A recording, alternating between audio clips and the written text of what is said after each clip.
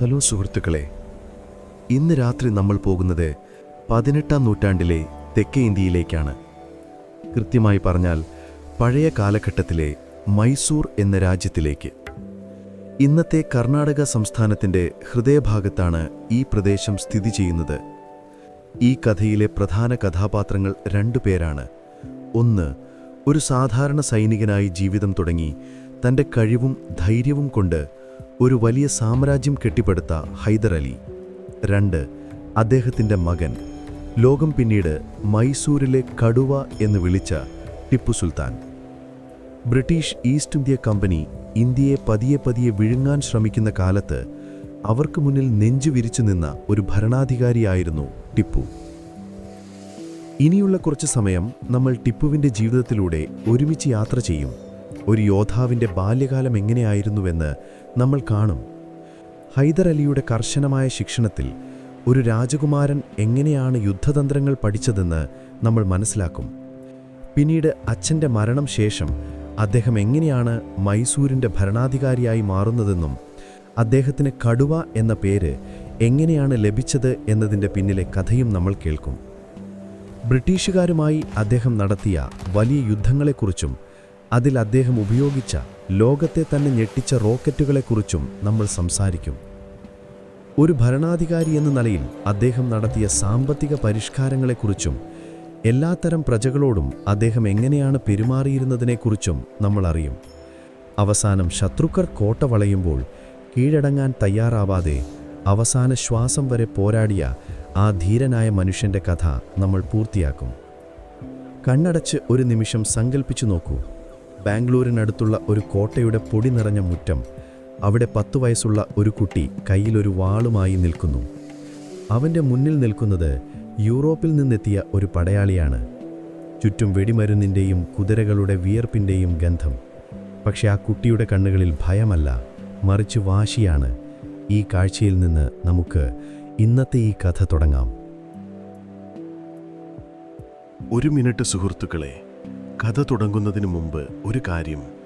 നിങ്ങൾ ഈ രാത്രി യാത്രകൾ ശരിക്കും ആസ്വദിക്കുന്നുണ്ടെങ്കിൽ വീഡിയോ ലൈക്ക് ചെയ്യാനും സ്ലംബർ സാഗ സബ്സ്ക്രൈബ് ചെയ്യാനും മറക്കരുത്. പിന്നെ നിങ്ങൾ എവിടെ നിന്നാണ് ഇത് കേൾക്കുന്നത്, ഇപ്പോൾ അവിടെ എത്ര സമയമായി എന്നതിനെക്കുറിച്ച് ഒരു കമൻ്റ് ഇടുക. കാരണം ആരൊക്കെ എവിടെ നിന്നൊക്കെയാണ് ഈ കഥ കേൾക്കുന്നതെന്ന് എനിക്ക് അറിയാൻ താൽപ്പര്യമുണ്ട്. ഇപ്പോൾ നിങ്ങളുടെ ബെഡ്റൂം ലൈറ്റുകൾ ഡിം ചെയ്യുക. നല്ലൊരു പശ്ചാത്തല ശബ്ദത്തിനായി ആ ഫാൻ ഓൺ ചെയ്യുക. ഇന്ന് രാത്രിയിലെ ഈ യാത്രയിലേക്ക് നമുക്ക് ഒരുമിച്ച് മുന്നോട്ട് പോകാം. നമ്മുടെ കഥ തുടങ്ങുന്നത് ഇന്നത്തെ ബാംഗ്ലൂർ നഗരത്തിൽ നിന്ന് ഏകദേശം 35 കിലോമീറ്റർ ദൂരെയുള്ള ഒരു ചെറിയ പട്ടണത്തിലാണ്. ദേവനഹള്ളി എന്നാണ് ഇതിൻ്റെ പേര്. വലിയ കോട്ടയും പുരാതനമായ ക്ഷേത്രങ്ങളുമൊക്കെയുള്ള ഒരിടം. ഇന്ന് നമ്മൾ ബാംഗ്ലൂർ എയർപോർട്ടിലേക്ക് പോകുമ്പോൾ കടന്നുപോകുന്ന അതേ ദേവനഹള്ളി. 1751 ഈ കോട്ടയുടെ അകത്താണ് നമ്മുടെ കഥാനായകൻ ഫത്ത് അലി സാഹിബ് ടിപ്പു ജനിക്കുന്നത്. അന്നാരും കരുതിയിരുന്നില്ല ഈ കുട്ടി ഒരു ദിവസം ഇന്ത്യൻ ഉപഭൂഖണ്ഡത്തിൻ്റെ ചരിത്രം തന്നെ മാറ്റിമറിക്കുമെന്ന്. അവൻ്റെ അച്ഛൻ ഹൈദർ അലി അന്ന് മൈസൂർ രാജാവിൻ്റെ കീഴിലുള്ള ഒരു സൈനിക ഉദ്യോഗസ്ഥൻ മാത്രമായിരുന്നു. പക്ഷേ വെറുമൊരു ഉദ്യോഗസ്ഥനായിരുന്നില്ല ഹൈദർ. സ്വന്തം ബുദ്ധിയും ധൈര്യവും അടങ്ങാത്ത ആഗ്രഹങ്ങളും കൊണ്ട് പടവുകൾ ഓരോന്നായി ചവിട്ടിക്കയറുകയായിരുന്നു അദ്ദേഹം. നിരക്ഷരനായിരുന്നുവെന്ന് ചരിത്രകാരന്മാർ പറയുന്നുണ്ടെങ്കിലും കാര്യങ്ങൾ മനസ്സിലാക്കാനും തന്ത്രങ്ങൾ മെനയാനും ഹൈദറിന് അസാമാന്യമായ കഴിവുണ്ടായിരുന്നു. തനിക്ക് ലഭിക്കാതെ പോയ വിദ്യാഭ്യാസം തൻ്റെ മകന് ഏറ്റവും മികച്ച രീതിയിൽ നൽകണമെന്ന് അദ്ദേഹത്തിന് നിർബന്ധമുണ്ടായിരുന്നു. ടിപ്പുവിനു വേണ്ടി ഹൈദർ ഒരുക്കിയത് രാജകൊട്ടാരങ്ങളിലെ സുഖസൗകര്യങ്ങളുള്ള ഒരു പഠനകാലമായിരുന്നില്ല. സാധാരണ രാജകുമാരന്മാർ കവിതകളും സംഗീതവും പഠിക്കുമ്പോൾ ടിപ്പു പഠിച്ചത് വാൾമുനകളുടെ ഭാഷയും പീരങ്കികളുടെ സംഗീതവുമായിരുന്നു. പുലർച്ചെ 4 മണിക്ക് എഴുന്നേക്കണം. തണുത്ത വെള്ളത്തിൽ കുളി കഴിഞ്ഞ് പ്രാർത്ഥന. അതിനുശേഷം നേരെ പോകുന്നത് പരിശീലന കളരിയിലേക്കാണ്. അവിടെ അവനെ കാത്തിരിക്കുന്നത് ഫ്രാൻസിൽ നിന്നെത്തിയ സൈനിക വിദഗ്ധന്മാരാണ്. ഹൈദർ അലി തൻ്റെ സൈന്യത്തെ പരിശീലിപ്പിക്കാൻ വേണ്ടി യൂറോപ്പിൽ നിന്ന് കൊണ്ടുവന്നവരായിരുന്നു അവർ. അവർ അവനെ യൂറോപ്യൻ ശൈലിയിലുള്ള വാൾപ്പയട്ട് പഠിപ്പിച്ചു. കുതിരപ്പുറത്തിരുന്നുകൊണ്ട് എങ്ങനെ അമ്പെയ്യാമെന്നും കുന്തമെറിയാമെന്നും കാണിച്ചുകൊടുത്തു. ടിപ്പുവിൻ്റെ കളിക്കോപ്പുകൾ മരപ്പാവകളോ കളിമൺ പ്രതിമകളോ ആയിരുന്നില്ല, ചെറിയ പീരങ്കികളും തോക്കുകളുമായിരുന്നു. വെടിമരുന്ന് എങ്ങനെ മിക്സ് ചെയ്യണമെന്നും ഒരു പീരങ്കി എങ്ങനെ കൃത്യമായി ലക്ഷ്യത്തിൽ കൊള്ളിക്കാമെന്നും അവൻ ചെറുപ്പത്തിലേ പഠിച്ചു. അവൻ്റെ ക്ലാസ് മുറികൾ പലപ്പോഴും യുദ്ധത്തിൻ്റെ നടുവിലുള്ള ടിൻഡുകളായിരുന്നു. ഹൈദർ പോകുന്ന യുദ്ധങ്ങൾക്കെല്ലാം മകനെയും കൂടെ കൊണ്ടുപോയി. ഒരു സുരക്ഷിത സ്ഥാനത്തിരുത്തി യുദ്ധം കാണിക്കുകയായിരുന്നില്ല ഹൈദരിൻ്റെ ലക്ഷ്യം. പരിക്കേറ്റ പടയാളികളുടെ നിലവിളികളും രക്തത്തിൻ്റെ ഗന്ധവും വെടിമരുന്നിൻ്റെ പുകയും അവൻ നേരിട്ട് അനുഭവിക്കണം. ഒരു സൈനികൻ്റെ വേദനയും ഒരു സൈന്യാധിപൻ്റെ ഉത്തരവാദിത്വവും അവൻ കണ്ടുപഠിക്കണം. അതായിരുന്നു ഹൈദരിൻ്റെ രീതി. ചില ചരിത്രകാരന്മാർക്കിടയിൽ ഒരു സംശയം ഇപ്പോഴും ബാക്കിയുണ്ട്. ഇത്ര ചെറിയ പ്രായത്തിൽ ഒരു കുട്ടിയെ യുദ്ധത്തിൻ്റെ ഭീകരതയിലേക്ക് തള്ളിവിടുന്നത് ശരിയാണോ എന്ന്. പക്ഷേ ഹൈദരിന് സ്വന്തം ന്യായങ്ങളുണ്ടായിരുന്നു. താൻ നേരിട്ടറിഞ്ഞ ജീവിതമായിരുന്നു ഹൈദരിൻ്റെ പാഠപുസ്തകം. ഒരു രാജാവാകാൻ പോകുന്നവൻ ശത്രുവിൻ്റെ കണ്ണുകളിലേക്ക് നേരിട്ട് നോക്കാൻ പഠിക്കണം. പടവാളിൻ്റെ മൂർച്ചയും തോക്കിൻ്റെ ശക്തിയും പുസ്തകങ്ങളിൽ നിന്നല്ല, അനുഭവങ്ങളിൽ നിന്നാണ് പഠിക്കേണ്ടതെന്ന് അയാൾ വിശ്വസിച്ചു. പക്ഷേ ടിപ്പുവിൻ്റെ പരിശീലനം യുദ്ധക്കളത്തിൽ ഒതുങ്ങിയില്ല. ദിവസത്തിലെ ഒരു വലിയ ഭാഗം അവൻ ചിലവഴിച്ചത് ലൈബ്രറിയിലായിരുന്നു. ഹൈദരിന് വായിക്കാൻ അറിയില്ലായിരുന്നെങ്കിലും പുസ്തകങ്ങളുടെ വിലയെക്കുറിച്ച് നല്ല ബോധ്യമുണ്ടായിരുന്നു. പേർഷ്യയിൽ നിന്നും തുർക്കിയിൽ നിന്നും യൂറോപ്പിൽ നിന്നുമൊക്കെയുള്ള ആയിരക്കണക്കിന് പുസ്തകങ്ങൾ അടങ്ങിയ ഒരു വലിയ ലൈബ്രറി അദ്ദേഹം ശ്രീരംഗപട്ടണത്ത് ഒരുക്കിയിരുന്നു. അവിടെയിരുന്ന് ടിപ്പു ഖുറാൻ പഠിച്ചു. അതോടൊപ്പം ഗണിതശാസ്ത്രവും അഭ്യസിച്ചു. Kannada, Urdu, Persian, Arabic, French ഭാഷകൾ അവൻ അനായാസം കൈകാര്യം ചെയ്യാൻ പഠിച്ചു. ഒരു പടയാളിയോടൊപ്പം തന്നെ ഒരു പണ്ഡിതൻ കൂടിയായിരുന്നു ടിപ്പു. ഒരു കൈയിൽ വാളും മറുകൈയിൽ പുസ്തകവുമായിരുന്നു അവൻ്റെ ചിഹ്നം. അവൻ്റെ അധ്യാപകർ പലപ്പോഴും അച്ഛൻ്റെ സൈന്യത്തിലെ ഉദ്യോഗസ്ഥർ തന്നെയായിരുന്നു. ഫ്രഞ്ചുകാരനായ ഒരു എഞ്ചിനീയർ അവനെ കോട്ടകൾ എങ്ങനെ നിർമ്മിക്കണമെന്നും ശത്രുവിൻ്റെ കോട്ടകൾ എങ്ങനെ തകർക്കണമെന്നും പഠിപ്പിച്ചു. പേർഷ്യക്കാരനായ ഒരു കവി അവനെ സാഹിത്യത്തിൻ്റെ ലോകത്തേക്ക് കൂട്ടിക്കൊണ്ടുപോയി. ഹൈദറിൻ്റെ മന്ത്രിമാർ അവനോട് ഭരണം, നികുതി പിരിവ്, നിയമവ്യവസ്ഥ എന്നിവയെക്കുറിച്ച് സംസാരിച്ചു. അങ്ങനെ യുദ്ധത്തിൻ്റെയും അറിവിൻ്റെയും രണ്ട് ലോകങ്ങളിൽ അവൻ ഒരേ സമയം ജീവിച്ചു. ഒരു ദിവസം കുതിരയോട്ടം പരിശീലിക്കുന്നതിനിടയിൽ ടിപ്പു കുതിരപ്പുറത്തു നിന്ന് താഴെ വീണു.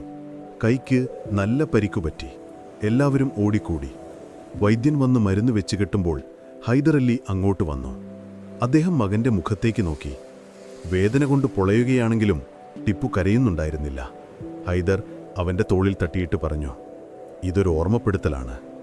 ഏറ്റവും നല്ല കുതിര പോലും നിന്നെ ചതിച്ചേക്കാം, പക്ഷേ നിന്റെ കാലുകൾ നിന്നെ ചതിക്കില്ല. ഒരു യോദ്ധാവ് സ്വന്തം കാലുകളിൽ വിശ്വസിക്കണം. അടുത്ത ദിവസം മുതൽ കുതിരയോട്ടത്തോടൊപ്പം ദിവസവും 10 മൈൽ ഓട്ടവും ടിപ്പുവിൻ്റെ പരിശീലനത്തിൻ്റെ ഭാഗമായി. ഇങ്ങനെയുള്ള ഓരോ അനുഭവങ്ങളിലൂടെയും ഹൈദർ തൻ്റെ മകനെ രൂപപ്പെടുത്തുകയായിരുന്നു.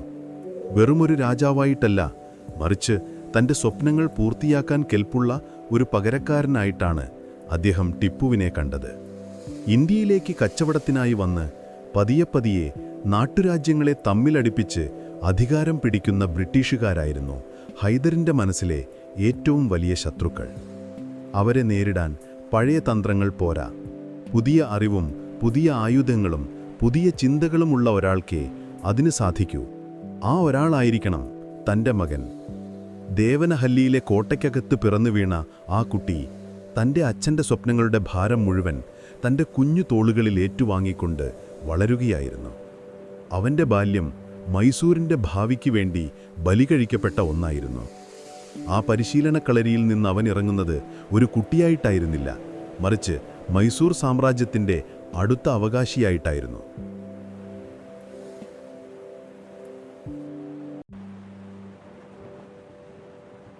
ദേവനഹള്ളിയിലെ കോട്ടയ്ക്കകത്ത് തൻ്റെ ബാല്യം മുഴുവൻ പരിശീലനത്തിനായി മാറ്റിവെച്ച ഒരു കുട്ടിയുടെ കഥയാണ് നമ്മൾ പറഞ്ഞുകൊണ്ടിരിക്കുന്നത്. ആ കുട്ടി ഇപ്പോൾ വളർന്നിരിക്കുന്നു. ഏകദേശം 16 വയസ്സുള്ള ഒരു കൗമാരക്കാരനായി മാറിയിരിക്കുന്നു. അവൻ്റെ കണ്ണുകളിലെ കുട്ടിക്കാലത്തിൻ്റെ നിഷ്കളങ്കത മാഞ്ഞുപോയിരിക്കുന്നു. പകരം അവിടെ തെളിയുന്നത് ഒരു തരം മൂർച്ചയാണ്. കണ്ടുനിന്ന യുദ്ധങ്ങളും കേട്ടറിഞ്ഞ തന്ത്രങ്ങളും പഠിച്ച വിദ്യകളും അവൻ്റെ ചിന്തകളെ പാകപ്പെടുത്തിയിരിക്കുന്നു. പുസ്തകത്താളുകളിൽ നിന്നും പരിശീലനക്കളരിയിൽ നിന്നും അവൻ്റെ ലോകമിപ്പോൾ യഥാർത്ഥ യുദ്ധക്കളത്തിലേക്ക് മാറുകയാണ്. 1766 ഒരു പ്രഭാതം ശ്രീരംഗപട്ടണത്തെ ഹൈദരലിയുടെ കൊട്ടാരത്തിൽ വലിയ ചർച്ചകൾ നടക്കുകയാണ്. മലബാർ തീരത്ത് ചില നാട്ടുരാജാക്കന്മാർ മൈസൂരിനെതിരെ തലപൊക്കുന്നു. ബ്രിട്ടീഷുകാരാണ് അവർക്ക് രഹസ്യമായി സഹായം നൽകുന്നത്. കച്ചവടത്തിനെന്ന പേരിൽ വന്ന് ഓരോരോ നാട്ടുരാജ്യങ്ങളെയായി ദരിദ്രയിലാക്കുന്ന ബ്രിട്ടീഷ് തന്ത്രം ഹൈദരലിക്ക് നന്നായി അറിയാം. മലബാറിലെ ഈ പ്രശ്നം പെട്ടെന്ന് പരിഹരിച്ചില്ലെങ്കിൽ അത് വലിയൊരു തലവേദനയായി മാറുമെന്ന് അദ്ദേഹത്തിന് ഉറപ്പായിരുന്നു. സൈന്യത്തിലെ പ്രധാനപ്പെട്ട കമാൻഡർമാരെയെല്ലാം വിളിച്ചുകൂട്ടി ഹൈദർ ചർച്ച തുടങ്ങി. എങ്ങനെ ഈ പ്രശ്നം പരിഹരിക്കാം? ആരെ അങ്ങോട്ട് അയക്കണം? ചർച്ചകൾക്കിടയിൽ ഹൈദർ തൻ്റെ മകനായ ടിപ്പുവിനെ നോക്കി. അവൻ സൈന്യാധിപന്മാരുടെ സംഭാഷണങ്ങൾക്കിടയിൽ ഒരു വാക്കുപോലും മിണ്ടാതെ എല്ലാം ശ്രദ്ധയോടെ കേട്ടിരിക്കുകയാണ്. അവൻ്റെ മുഖത്തെ ഗൗരവം കണ്ടപ്പോൾ ഹൈദർ ഒരു തീരുമാനമെടുത്തു. ഇതായിരുന്നു ശരിയായ സമയം, തൻ്റെ മകനെ ലോകത്തിനു മുന്നിൽ അവതരിപ്പിക്കാനുള്ള സമയം. അദ്ദേഹം എല്ലാവരോടും നിശബ്ദരാകാൻ ആവശ്യപ്പെട്ടു. എന്നിട്ട് ടിപ്പുവിൻ്റെ നേരെ തിരിഞ്ഞു ചോദിച്ചു, നിനക്ക് 2000 കുതിരപ്പടയാളികളെയും 1000 കാലാൾപ്പടയാളികളെയും ഞാൻ തരാം. മലബാറിലെ ആ കോട്ട പിടിക്കാൻ നിന്നെക്കൊണ്ട് സാധിക്കുമോ? ആ ചോദ്യം കേട്ട് അവിടെ ഇരുന്ന പല കമാൻഡർമാരും നെറ്റിച്ചുളിച്ചു. പരിചയസമ്പന്നരായ എത്രയോ പേരുള്ളപ്പോൾ 16 വയസ്സ് മാത്രമുള്ള ഒരു പയ്യനെ ഇത്രയും വലിയൊരു ഉത്തരവാദിത്തം ഏൽപ്പിക്കുകയോ? ചിലർക്കത് ഹൈദറിൻ്റെ അതിമോഹമായി തോന്നി, മറ്റു ചിലർക്ക് അതൊരു തമാശയായി തോന്നി. പക്ഷേ ടിപ്പുവിൻ്റെ മുഖത്ത് ഒരു ഭാവവ്യത്യാസവും ഉണ്ടായില്ല. അവൻ എഴുന്നേറ്റ് നിന്ന് അച്ഛനെ വണങ്ങിയിട്ട് ഒരൊറ്റ വാക്ക് പറഞ്ഞു, കഴിയും. ആ ഒറ്റ വാക്കിൽ വർഷങ്ങളുടെ പരിശീലനത്തിൻ്റെ ആത്മവിശ്വാസമുണ്ടായിരുന്നു. 2 ആഴ്ചയ്ക്കകം ടിപ്പു തൻ്റെ ചെറിയ സൈന്യവുമായി മലബാറിലേക്ക് യാത്ര തിരിച്ചു. പോകുന്ന വഴിയിൽ അവൻ തൻ്റെ ചാരന്മാരെ മുന്നോട്ടയച്ചു. അവർ കോട്ടയെക്കുറിച്ചുള്ള എല്ലാ വിവരങ്ങളും ശേഖരിച്ചു. കോട്ടയുടെ മതിലുകൾക്ക് എന്തുയരമുണ്ട്, എത്ര സൈനികർ കാവലിനുണ്ട്, അവരുടെ ആയുധങ്ങൾ എന്തൊക്കെയാണ്, കോട്ടയുടെ ഏത് ഭാഗമാണ് ഏറ്റവും ദുർബലമായത് എന്ന് തുടങ്ങി എല്ലാ കാര്യങ്ങളും. പക്ഷേ അവൻ്റെ പ്രധാന ചോദ്യം അതൊന്നുമായിരുന്നില്ല. കോട്ട ഭരിക്കുന്ന ആ നാട്ടുരാജാവിൻ്റെ കുടുംബം എവിടെയാണ് താമസിക്കുന്നത് എന്നായിരുന്നു അവൻ അറിയേണ്ടിയിരുന്നത്. ചാരന്മാർ കൊണ്ടുവന്ന വാർത്ത അവനെ അത്ഭുതപ്പെടുത്തി. ആ രാജാവ് തൻ്റെ ഭാര്യയെയും മക്കളെയും കോട്ടയ്ക്കകത്ത് തന്നെയുള്ള ഒരു രഹസ്യ അറയിലാണ് താമസിപ്പിച്ചിരുന്നത്. പുറത്തുനിന്നുള്ള ഒരാൾക്കും അങ്ങോട്ട് പ്രവേശനമില്ല. രാജാവിന് ഏറ്റവും വിശ്വാസമുള്ള കുറച്ചു പടയാളികൾക്ക് മാത്രമേ ആ സ്ഥലത്തെക്കുറിച്ച് അറിയാമായിരുന്നുള്ളൂ. ഈ വിവരം കിട്ടിയപ്പോൾ ടിപ്പുവിൻ്റെ മനസ്സിലൊരു പുതിയ തന്ത്രം രൂപപ്പെട്ടു. ഒരു വലിയ യുദ്ധം ചെയ്ത് ആയിരക്കണക്കിന് പടയാളികളെ കൊന്നൊടുക്കി ഒരു കോട്ട പിടിക്കാൻ എന്ത് മിടുക്കാണുള്ളത്? ഒരു തുള്ളി രക്തം പോലും ചിന്താതെ ആ കോട്ട കൈക്കലാക്കാൻ ഒരു വഴിയുണ്ടെങ്കിൽ അതാണ് യഥാർത്ഥ വിജയം. അവൻ്റെ അച്ഛൻ എപ്പോഴും പറയുന്നൊരു കാര്യമായിരുന്നു അത്. യുദ്ധം ജയിക്കേണ്ടത് വാളുകൊണ്ടല്ല, തലച്ചോറ് കൊണ്ടാണ്. അന്നൊരു അമാവാസി രാത്രിയായിരുന്നു. പുറത്ത് കനത്ത മഴ പെയ്യുന്നുണ്ടായിരുന്നു. കോട്ടയിലെ കാവൽക്കാരെല്ലാം മഴയിൽ നിന്നും രക്ഷ നേടാൻ സുരക്ഷിതമായ സ്ഥാനങ്ങളിലേക്ക് മാറിയിരുന്നു. അവർ കരുതിയത് മൈസൂർ സൈന്യം ഈ മഴയത്ത് ആക്രമിക്കാൻ ധൈര്യപ്പെടില്ല എന്നായിരുന്നു. പക്ഷെ ടിപ്പുവും അവൻ തിരഞ്ഞെടുത്ത 50 പടയാളികളും കറുത്ത വസ്ത്രങ്ങൾ ധരിച്ച് ശബ്ദമുണ്ടാക്കാതെ മലയിടുക്കുകളിലൂടെ കോട്ടയുടെ പിന്നാമ്പുറത്തേക്ക് നീങ്ങുകയായിരുന്നു. ചാരന്മാർ കാണിച്ചുകൊടുത്ത അധികം ആരും ശ്രദ്ധിക്കാത്ത ഒരു ചെറിയ വഴിയിലൂടെ അവർ കോട്ടയുടെ മതിലിനരികിലെത്തി. അവർ കൊണ്ടുവന്ന കയറുകൾ മതിലിലേക്കെറിഞ്ഞു. കൂർത്ത കൊളുത്തുകൾ മതിലിൽ ഉറച്ചപ്പോൾ ഓരോരുത്തരായി മുകളിലേക്ക് കയറാൻ തുടങ്ങി. മഴ കാരണം കല്ലുകൾ വഴുക്കുന്നുണ്ടായിരുന്നു. താഴെ കൂരിരുട്ടാണ്. ഒരടി തെറ്റിയാൽ മരണം ഉറപ്പാണ്. പക്ഷെ ഹൈദറിൻ്റെ സൈന്യത്തിലെ ഏറ്റവും മികച്ച പരിശീലനം കിട്ടിയവരായിരുന്നു അവർ. നിശബ്ദരായി പൂച്ചകളെപ്പോലെ അവർ മതിലിനു മുകളിലെത്തി. കോട്ടയ്ക്കകം ഉറങ്ങിക്കിടക്കുകയായിരുന്നു. ഇടയ്ക്കിടെയുള്ള മിന്നലിൻ്റെ വെളിച്ചത്തിൽ അവർക്ക് വഴികൾ വ്യക്തമായി. ചാരന്മാർ വരച്ചു നൽകിയ മാപ്പ് ടിപ്പുവിൻ്റെ മനസ്സിലുണ്ടായിരുന്നു. അവർ നേരെ പോയത് രാജാവിൻ്റെ കുടുംബം താമസിക്കുന്ന ആ രഹസ്യ അറയിലേക്കായിരുന്നു. അതിൻ്റെ വാതിൽക്കാവിൽ നിന്നിരുന്ന 4 പടയാളികളെ അവർ നിമിഷനേരം കൊണ്ട് നിശബ്ദരാക്കി. വാതിൽ തകർക്കുകയായിരുന്നില്ല, മറിച്ച് അതിൻ്റെ പൂട്ടു തുറക്കുന്നതിൽ വൈദഗ്ധ്യമുള്ള ഒരാളെ ടിപ്പു കൂടെ കൂട്ടിയിരുന്നു. ഒരു ചെറിയ ശബ്ദം പോലും പുറത്തുവരാതെ ആ വലിയ വാതിൽ തുറന്നു. ഉള്ളിൽ രാജാവിൻ്റെ ഭാര്യയും 3 മക്കളും സുഖമായി ഉറങ്ങിക്കിടക്കുകയായിരുന്നു. തങ്ങളെ തേടി വന്ന അപകടം അവരറിഞ്ഞതേയില്ല. ടിപ്പുവിൻ്റെ പടയാളികൾ അവരെ വലഞ്ഞു. രാവിലെ രാജാവ് ഉറക്കമുണർന്നപ്പോൾ തൻ്റെ മുന്നിൽ നിൽക്കുന്ന മൈസൂർ സൈന്യാധിപനെയാണ് കണ്ടത്. അയാൾ വാളെടുക്കാൻ ശ്രമിച്ചെങ്കിലും അതിനു മുമ്പേ ടിപ്പുവിൻ്റെ വാൾമുന അയാളുടെ കഴുത്തിലമർന്നിരുന്നു. ടിപ്പു ശാന്തനായി പറഞ്ഞു, നിങ്ങളുടെ കോട്ട ഇപ്പോൾ ഞങ്ങളുടെ കയ്യിലാണ്. നിങ്ങളുടെ കുടുംബവും എൻ്റെ സംരക്ഷണയിലാണ്. ഒരു തുള്ളി രക്തം പോലും ഇവിടെ വീഴണമെന്ന് എനിക്ക് ആഗ്രഹമില്ല. നിങ്ങൾ കോട്ടയുടെ താക്കോൽ എനിക്ക് തരികയാണെങ്കിൽ നിങ്ങൾക്കും നിങ്ങളുടെ കുടുംബത്തിനും ഒരു പോറൽ പോലും ഏൽക്കാതെ ഞാൻ സുരക്ഷിതമായി ഇവിടെ നിന്നും പോകാൻ അനുവദിക്കാം. അതല്ല, യുദ്ധമാണ് നിങ്ങൾക്ക് വേണ്ടതെങ്കിൽ അതിനും ഞങ്ങൾ തയ്യാറാണ്. പക്ഷേ ഓർക്കുക, അതിൻ്റെ ആദ്യത്തെ ഇരകൾ നിങ്ങളുടെ പ്രിയപ്പെട്ടവരായിരിക്കും. ആ രാജാവിൻ്റെ മുന്നിൽ മറ്റു വഴികളൊന്നും ഉണ്ടായിരുന്നില്ല. അയാൾ തൻ്റെ പടവാൾ താഴെയിട്ട് കീഴടങ്ങൽ പ്രഖ്യാപിച്ചു. ഒരു വലിയ യുദ്ധത്തിലൂടെ നേടേണ്ടിയിരുന്ന വിജയം ഒരു തുള്ളി രക്തം പോലും ചിന്താതെ ടിപ്പു നേടിയെടുത്തു. ഈ സംഭവം ഹൈദരലിയെ ഒരുപാട് സന്തോഷിപ്പിച്ചു. തൻ്റെ മകൻ യുദ്ധതന്ത്രങ്ങൾ പഠിക്കുക മാത്രമല്ല, അത് എവിടെ, എങ്ങനെ, എപ്പോൾ ഉപയോഗിക്കണമെന്നുകൂടി മനസ്സിലാക്കിയിരിക്കുന്നുവെന്ന് അദ്ദേഹത്തിൻ്റെ ബോധ്യമായി. ഈ ആദ്യത്തെ ദൗത്യം ടിപ്പുവിന് നൽകിയത് വെറുമൊരു വിജയം മാത്രമായിരുന്നില്ല, അതൊരു വലിയ പാഠം കൂടിയായിരുന്നു. യുദ്ധത്തിൻ്റെ ക്രൂരത എന്നത് വെടിയുണ്ടകളിലും വാൾമുനകളിലും മാത്രമല്ല, മനുഷ്യരുടെ ഭയത്തിലും നിസ്സഹായതയിലുമുണ്ടെന്ന് അവൻ തിരിച്ചറിഞ്ഞു. ശത്രുവിൻ്റെ ഏറ്റവും വലിയ ദൗർബല്യം അവൻ്റെ ആയുധങ്ങളല്ല, അവൻ്റെ ബന്ധങ്ങളാണെന്ന് അവൻ മനസ്സിലാക്കി. ഈ അറിവുകൾ പിന്നീട് അവൻ നയിച്ച വലിയ യുദ്ധങ്ങളിൽ അവനൊരു മുതൽക്കൂട്ടായി മാറി. യുദ്ധകളത്തിലെ ആ കൗമാരക്കാരൻ ഒരു യഥാർത്ഥ സൈന്യാധിപനായി മാറുന്നതിൻ്റെ ആദ്യത്തെ ചുവടുവെപ്പായിരുന്നു അത്.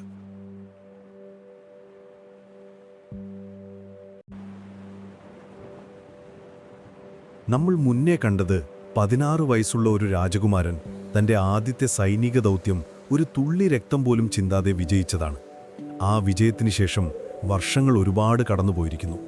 ഇപ്പോൾ ടിപ്പുവിന് 32 വയസ്സുണ്ട്. അദ്ദേഹത്തിൻ്റെ മുഖത്ത് കൗമാരത്തിൻ്റെ ലാളിത്യം പൂർണ്ണമായും മാഞ്ഞിരിക്കുന്നു. നിരന്തരമായ യുദ്ധങ്ങൾ നൽകിയ കാഠിന്യവും ഭരണകാര്യങ്ങൾ നൽകിയ ഗൗരവവും ആ മുഖത്ത് വ്യക്തമായി കാണാം. അദ്ദേഹം ഇനി ഹൈദർ അലിയുടെ നിഴലിൽ നിൽക്കുന്ന ഒരു രാജകുമാരനല്ല, മൈസൂർ സൈന്യത്തിലെ ഏറ്റവും പ്രധാനപ്പെട്ട സൈന്യാധിപന്മാരിൽ ഒരാളാണ്. അച്ഛൻ ഒരു ഭാഗത്ത് ബ്രിട്ടീഷുകാരോട് യുദ്ധം ചെയ്യുമ്പോൾ മകൻ മറുഭാഗത്ത് അവരെ നേരിടുന്നു. നമ്മളിപ്പോൾ നിൽക്കുന്നത് 1782 ഡിസംബർ മാസത്തിലാണ്. രണ്ടാം ആംഗ്ലോ മൈസൂർ യുദ്ധം അതിൻ്റെ മൂർധന്യത്തിലെത്തി നിൽക്കുന്നു. ഹൈദർ അലി തൻ്റെ വലിയ സൈന്യവുമായി ആന്ധ്രയിലെ ചിറ്റൂരിനടുത്തുള്ള ഒരു സ്ഥലത്ത് തമ്പടിച്ചിരിക്കുകയാണ്. 70 വയസ്സ് കഴിഞ്ഞിരിക്കുന്നു ആ വലിയ യോദ്ധാവിന്. വർഷങ്ങളോളം കുതിരപ്പുറത്തിരുന്ന് യുദ്ധം ചെയ്തതിൻ്റെ ക്ഷീണം അദ്ദേഹത്തിൻ്റെ ശരീരത്തെ ബാധിച്ചു തുടങ്ങിയിരിക്കുന്നു. എങ്കിലും ആ കണ്ണുകളിലെ തീക്ഷ്ണതയ്ക്ക് ഒരു കുറവും വന്നിട്ടില്ല. തൻ്റെ ടെൻറ്റിലിരുന്ന് അദ്ദേഹം അടുത്ത നീക്കത്തിനുള്ള തന്ത്രങ്ങൾ മെനയുകയാണ്.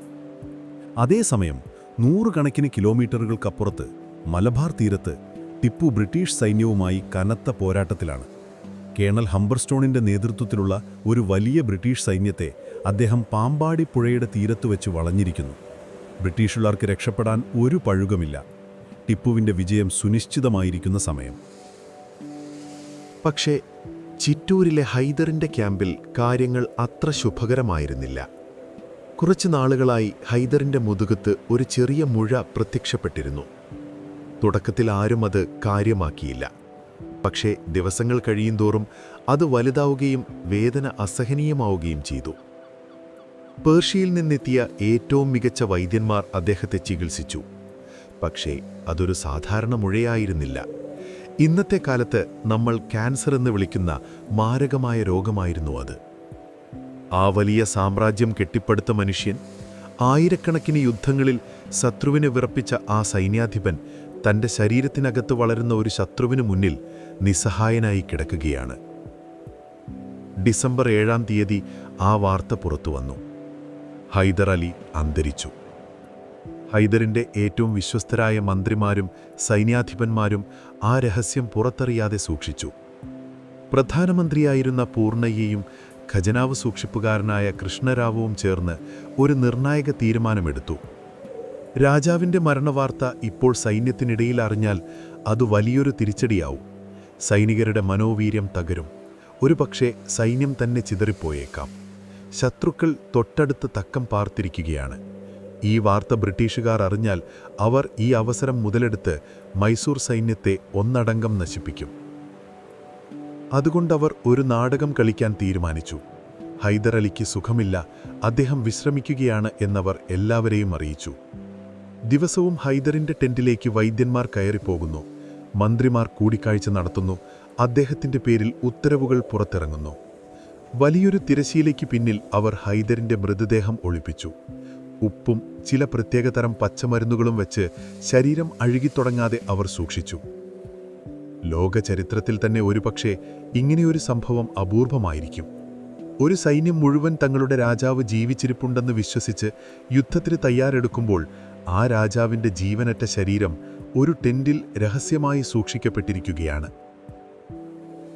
ഇനി അവരുടെ മുന്നിലുള്ള ഏറ്റവും വലിയ വെല്ലുവിളി ഈ വാർത്ത ടിപ്പുവിനെ എങ്ങനെ അറിയിക്കും എന്നതായിരുന്നു. മലബാർ തീരത്തുള്ള ടിപ്പുവിന്റെ അടുത്തേക്ക് ചിറ്റൂരിൽ നിന്ന് ഒരു ദൂതൻ പോകണം. ബ്രിട്ടീഷുകാരുടെയും അവരുടെ സഖ്യകക്ഷികളുടെയും ചാരന്മാർ എല്ലായിടത്തുമുണ്ട്. ഈ വാർത്തയുമായി പോകുന്ന ദൂതൻ പിടിക്കപ്പെട്ടാൽ എല്ലാം തീർന്നു. അതുകൊണ്ട് അവർ ഏറ്റവും വിശ്വസ്തനും അതിസമർത്ഥനുമായ ഒരു ഒട്ടകസവാരിക്കാരനെ തിരഞ്ഞെടുത്തു. അവർ സന്ദേശം ഒരു കടലാസിൽ എഴുതിയില്ല, മറിച്ച് ദൂതന്റെ കയ്യിലുണ്ടായിരുന്ന ഊന്നുവടിയുടെ പിടി അഴിച്ചെടുത്ത് അതിനകത്ത് ഒരു തുരങ്കമുണ്ടാക്കി ആ സന്ദേശം ഒരു തുണിയിൽ പൊതിഞ്ഞ് അതിനുള്ളിൽ ഒളിപ്പിച്ചു. പുറമേ നോക്കിയാൽ അതൊരു സാധാരണ ഊന്നുവടി മാത്രം. സന്ദേശം വാചക രൂപത്തിലുമായിരുന്നില്ല, അത് ഒരു കോഡ് ഭാഷയിലായിരുന്നു. വലിയ ആൽമരം വീണുപോയിരിക്കുന്നു, വേഗം എത്തുക എന്ന് മാത്രമായിരുന്നു അതിലുണ്ടായിരുന്നത്. ആ ദൂതൻ ശത്രുക്കളുടെ കണ്ണുവെട്ടിച്ച് രാവും പകലും യാത്ര ചെയ്ത് ദിവസങ്ങൾക്കുള്ളിൽ ടിപ്പുവിൻ്റെ ക്യാമ്പിലെത്തി. ടിപ്പു അപ്പോൾ തൻ്റെ ടെന്റിലിരുന്ന് ബ്രിട്ടീഷ് സൈന്യത്തെ പൂർണ്ണമായും കീഴടക്കാനുള്ള അവസാന പദ്ധതി തയ്യാറാക്കുകയായിരുന്നു. ദൂതൻ കൊണ്ടുവന്ന വടി വാങ്ങി അതിൻ്റെ പിടി തിരിച്ചപ്പോൾ ഉള്ളിൽ നിന്നും ആ തുണിത്തുണ്ട് താഴെ വീണു. അത് നിവർത്തി വായിച്ച ടിപ്പു ഒരു നിമിഷം നിശ്ചലനായിപ്പോയി. അദ്ദേഹത്തിൻ്റെ ലോകം തലകീഴായി മറിയുന്നതുപോലെ തോന്നി. തൻ്റെ വഴികാട്ടിയും ഗുരുവുമായിരുന്ന അച്ഛൻ ഇനിയില്ല. പക്ഷേ കരയാനോ ദുഃഖിച്ചിരിക്കാനോ അദ്ദേഹത്തിന് സമയമുണ്ടായിരുന്നില്ല. ആ സന്ദേശത്തിൻ്റെ അർത്ഥം അദ്ദേഹത്തിന് വ്യക്തമായിരുന്നു. അച്ഛൻ്റെ മരണം എന്നതിലുപരി മൈസൂർ സാമ്രാജ്യം ഇപ്പോൾ അനാഥമായിരിക്കുന്നു എന്നതായിരുന്നു ആ വാർത്തയുടെ യഥാർത്ഥ ഭാരം. അദ്ദേഹം തൻ്റെ ടെന്റിന് പുറത്തേക്ക് നോക്കി. അവിടെ പുഴയുടെ അക്കരെ തൻ്റെ കെണിയിലകപ്പെട്ട ബ്രിട്ടീഷ് സൈന്യം നിസ്സഹായരായി നിൽക്കുന്നു. ഒരൊറ്റ ആക്രമണം മതി അവരെ പൂർണ്ണമായും ഇല്ലാതാക്കാൻ. അത് ഒരു വലിയ വിജയമായിരിക്കും, ചരിത്രത്തിൽ തൻ്റെ പേരെഴുതി ചേർക്കുന്ന വിജയം. പക്ഷേ അദ്ദേഹത്തിൻ്റെ തലസ്ഥാനം ഇപ്പോൾ അരക്ഷിതാവസ്ഥയിലാണ്. രാജാവില്ലാത്ത സിംഹാസനം ആർക്കും കയറിയിരിക്കാവുന്ന ഒന്നാണ്.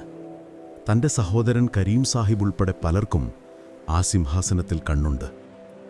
താൻ ഈ വിജയം ആഘോഷിക്കാൻ ഇവിടെ നിന്നാൽ ഒരുപക്ഷേ തനിക്ക് തിരിച്ചു ചെല്ലാൻ ഒരു രാജ്യം തന്നെ ബാക്കിയുണ്ടാവില്ല. ചില ചരിത്രകാരന്മാർക്കിടയിൽ ഇന്നും ഒരു ചർച്ചാ വിഷയമുണ്ട്. ടിപ്പു ഉടൻ മടങ്ങിയില്ലായിരുന്നെങ്കിൽ മൈസൂരിൽ ഒരു ആഭ്യന്തര യുദ്ധം നടക്കുമായിരുന്നോ എന്ന്. ടിപ്പു ഒരു തീരുമാനമെടുത്തു. അദ്ദേഹം തൻ്റെ ഏറ്റവും വിശ്വസ്തനായ സൈന്യാധിപനെ വിളിച്ച് മലബാറിലെ സൈന്യത്തിൻ്റെ ചുമതലയേൽപ്പിച്ചു. എന്നിട്ട് തൻ്റെ ഏറ്റവും മികച്ച 2000 കുതിരപ്പടയാളികളെയും കൂട്ടി ഒരു വാക്കുപോലും പുറത്തു പറയാതെ ആ രാത്രി തന്നെ ചിറ്റൂരിലേക്ക് യാത്ര തിരിച്ചു. അത് വെറുമൊരു യാത്രയായിരുന്നില്ല, അതൊരു കുതിപ്പായിരുന്നു. സമയത്തിനെതിരെയുള്ള ഒരു ഓട്ടം. ദിവസങ്ങൾക്കുള്ളിൽ അദ്ദേഹം ചിറ്റൂരിലെ പ്രധാന സൈനിക ക്യാമ്പിലെത്തി. അവിടെ ഹൈദറിൻ്റെ വിശ്വസ്തരായ മന്ത്രിമാർ അദ്ദേഹത്തെയും കാത്തിരിക്കുകയായിരുന്നു. ടിപ്പു എത്തിയെന്നുറപ്പായ ശേഷമാണ് അവർ ഹൈദർ അലിയുടെ മരണവാർത്ത ഔദ്യോഗികമായി പുറത്തുവിട്ടത്. സൈന്യം മുഴുവൻ ദുഃഖത്തിലാണ്ടു. പക്ഷേ അവർക്ക് ആശ്വസിക്കാൻ ഒരു കാരണമുണ്ടായിരുന്നു. അവരുടെ പുതിയ നേതാവ് ടിപ്പു അവർക്ക് മുന്നിലുണ്ടായിരുന്നു. ഒരു നിമിഷം പോലും പാഴാക്കാതെ ടിപ്പു സൈന്യത്തിൻ്റെ പൂർണ്ണ നിയന്ത്രണം ഏറ്റെടുത്തു. ഡിസംബർ 26-ന് തൻ്റെ അച്ഛൻ്റെ മൃതദേഹവുമായി ടിപ്പു തലസ്ഥാനമായ ശ്രീരംഗപട്ടണത്തേക്ക് തിരിച്ചു. 1783 ജനുവരിയിൽ ഹൈദർ അലിയുടെ ശവകുടീരം സ്ഥിതി ചെയ്യുന്ന ലാൽബാഗിൽ വെച്ച് മൈസൂർ സാമ്രാജ്യത്തിൻ്റെ പുതിയ സുൽത്താനായി ടിപ്പു ഔദ്യോഗികമായി സ്ഥാനമേറ്റു. അച്ഛൻ്റെ സിംഹാസനത്തിൽ ആദ്യമായി ഇരിക്കുമ്പോൾ അദ്ദേഹത്തിൻ്റെ മനസ്സിൽ ഒരുപാട് വികാരങ്ങൾ മിന്നിമറിഞ്ഞിട്ടുണ്ടാവാം. പക്ഷെ ഒന്നുറപ്പായിരുന്നു, ആ സിംഹാസനം ഒരു പൂമത്തെ ആയിരിക്കില്ല, അതൊരു മുള്ളിൻ്റെ കിടക്കയായിരിക്കും. ബ്രിട്ടീഷുകാർക്കെതിരെ അച്ഛൻ തുടങ്ങിവെച്ച യുദ്ധം പൂർത്തിയാക്കേണ്ട ചുമതല ഇപ്പോൾ അദ്ദേഹത്തിൻ്റെതാണ്. രാജകുമാരൻ്റെ കാലം കഴിഞ്ഞു, ഇനി സുൽത്താൻ്റെ കാലമാണ്. മൈസൂരിൻ്റെ ചരിത്രത്തിലെ പുതിയൊരു അധ്യായം അവിടെ തുടങ്ങുകയായിരുന്നു.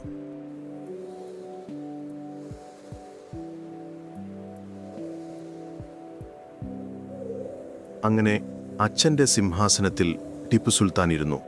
പക്ഷേ ആ ഇരിപ്പിനൊരു സുഖവുമുണ്ടായിരുന്നില്ല. തലസ്ഥാനമായ ശ്രീരംഗപട്ടണത്തെ കൊട്ടാരത്തിൻ്റെ ഓരോ കോണിലും അച്ഛൻ്റെ ഓർമ്മകളായിരുന്നു. പുറത്ത് മൈസൂർ സാമ്രാജ്യം നാലുപാടു നിന്നും ശത്രുക്കളാൽ വളയപ്പെട്ടിരിക്കുന്നു. ബ്രിട്ടീഷുകാർ, മറാഠികൾ, ഹൈദരാബാദിലെ നൈസാം, എല്ലാവരും മൈസൂരിൻ്റെ ഒരു കഷ്ണം സ്വന്തമാക്കാൻ കാത്തിരിക്കുകയാണ്. കൊട്ടാരത്തിനകത്തോ അവിടെയും ശത്രുക്കൾക്ക് പഞ്ഞമൊന്നുമില്ല. സ്വന്തം ബന്ധുക്കളിൽ പലർക്കും ടിപ്പു സുൽത്താനാകുന്നത് ഇഷ്ടപ്പെട്ടിരുന്നില്ല. ഹൈദർ അലിയുടെ മകൻ എന്നതിലുപരി സ്വന്തമായൊരു വ്യക്തിത്വം തെളിയിക്കേണ്ടത് ടിപ്പുവിൻ്റെ ആവശ്യമായിരുന്നു.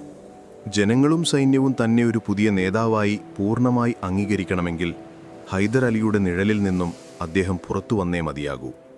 അവർക്ക് ആരാധിക്കാൻ പുതിയൊരു ബിംബം ആവശ്യമായിരുന്നു. പുരാതന കാലം മുതലേ രാജാക്കന്മാർ തങ്ങളുടെ ശക്തി പ്രകടിപ്പിക്കാൻ പലതരം ചിഹ്നങ്ങൾ ഉപയോഗിച്ചിരുന്നു. ചിലർ സിംഹത്തെ തെരഞ്ഞെടുത്തു. കാടിൻ്റെ രാജാവ് എന്ന നിലയിൽ അത് അധികാരത്തെയും രാജകീയ പ്രൗഢിയെയും സൂചിപ്പിച്ചു. മറ്റു ചിലർ കടുവയെ തെരഞ്ഞെടുത്തു. ആകാശത്തിൻ്റെ അധിപൻ എന്ന നിലയിൽ അത് അവരുടെ സാമ്രാജ്യത്തിൻ്റെ വിശാലതയെയും ഉയർന്ന കാഴ്ചപ്പാടിനെയും കാണിച്ചു. എന്നാൽ ടിപ്പു തെരഞ്ഞെടുത്തത് ഈ രണ്ടു മൃഗങ്ങളെയുമായിരുന്നില്ല. അദ്ദേഹം തെരഞ്ഞെടുത്തത് കടുവയെയായിരുന്നു. എന്തുകൊണ്ടായിരിക്കും കടുവ? സിംഹം കൂട്ടമായി ജീവിക്കുന്നൊരു മൃഗമാണ്. അതിൻ്റെ ശക്തി അതിൻ്റെ കൂട്ടത്തിലാണ്.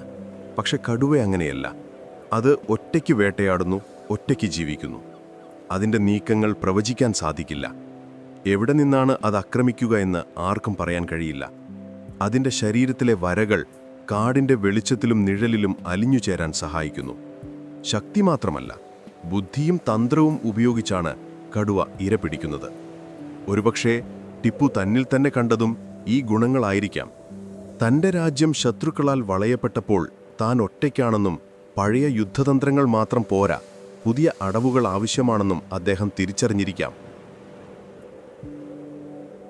ഈ കടുവ എന്ന പേര് ടിപ്പുവിന് എങ്ങനെ ലഭിച്ചു എന്നതിനെക്കുറിച്ച് പല കഥകളും പ്രചാരത്തിലുണ്ട്. അതിൽ ഏറ്റവും പ്രശസ്തമായൊരു കഥയുണ്ട്. അതൊരു പക്ഷേ നടന്ന സംഭവമായിരിക്കാം, അല്ലെങ്കിൽ ടിപ്പുവിനെ ഒരു വീരനായകനായി ചിത്രീകരിക്കാൻ വേണ്ടി പിന്നീട് പ്രചരിച്ചൊരു കഥയായിരിക്കാം. ചരിത്രകാരന്മാർക്കിടയിൽ ഇതിനെക്കുറിച്ച് പല അഭിപ്രായങ്ങളുമുണ്ട്. പക്ഷേ ആ കഥ ടിപ്പുവിൻ്റെ വ്യക്തിത്വത്തെയും അദ്ദേഹത്തിൻ്റെ ഭരണരീതിയെയും ഒരുപോലെ വരച്ചു കാട്ടുന്നു. സംഭവം നടക്കുന്നത് അദ്ദേഹം സുൽത്താനായി അധികം വൈകാതെയാണ്. ഒരു ഫ്രഞ്ച് ഉദ്യോഗസ്ഥനുമായി ചേർന്ന അദ്ദേഹം മൈസൂരിൻ്റെ അതിർത്തിയിലുള്ള ഒരു വനപ്രദേശത്തേക്ക് വേട്ടയ്ക്ക് പോയി.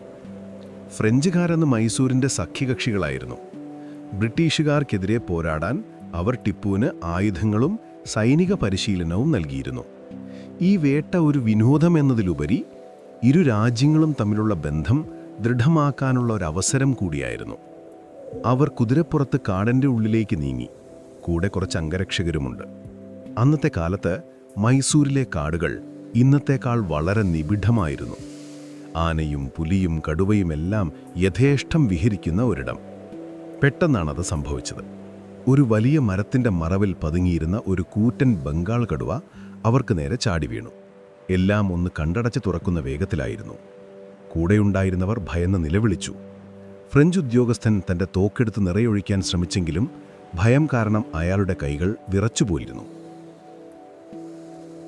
ടിപ്പു ഒരു നിമിഷം പോലും പാഴാക്കിയില്ല.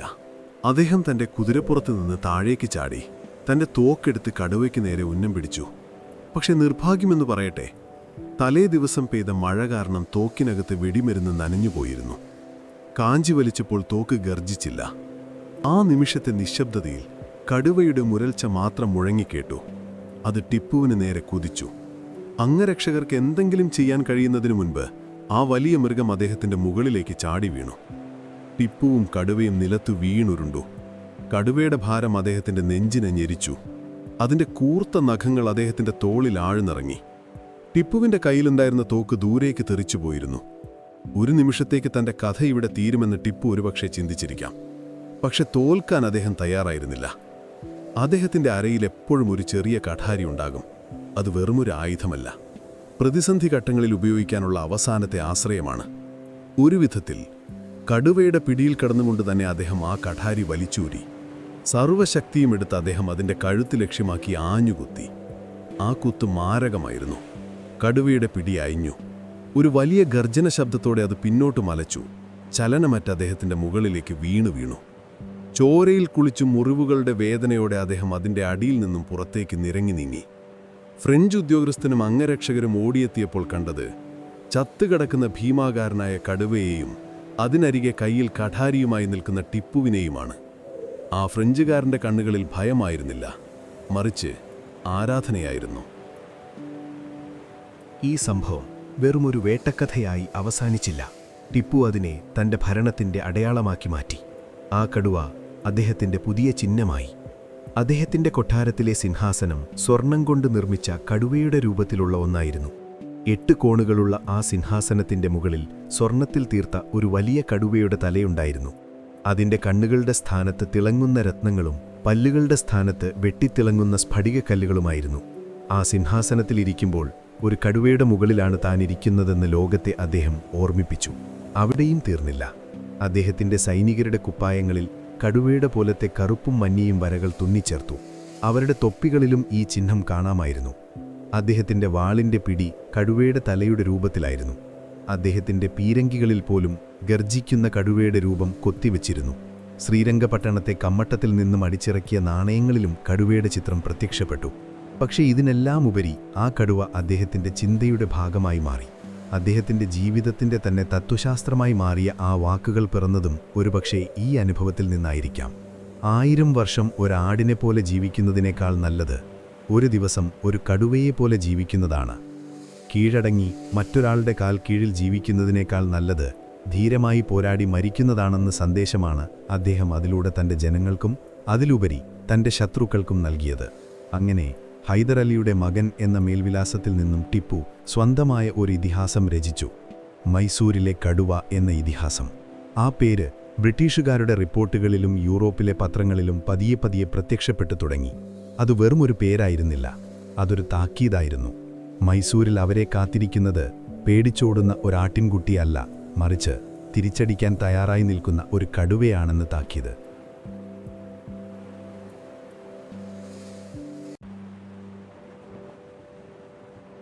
നമ്മൾ പറഞ്ഞുകൊണ്ടിരിക്കുന്നത് ഹൈദരലിയുടെ മകൻ എന്ന മേൽവിലാസത്തിൽ നിന്നും ടിപ്പു മൈസൂരിലെ കടുവ എന്ന സ്വന്തം ഇതിഹാസം രചിച്ചു തുടങ്ങിയ കഥയാണ്.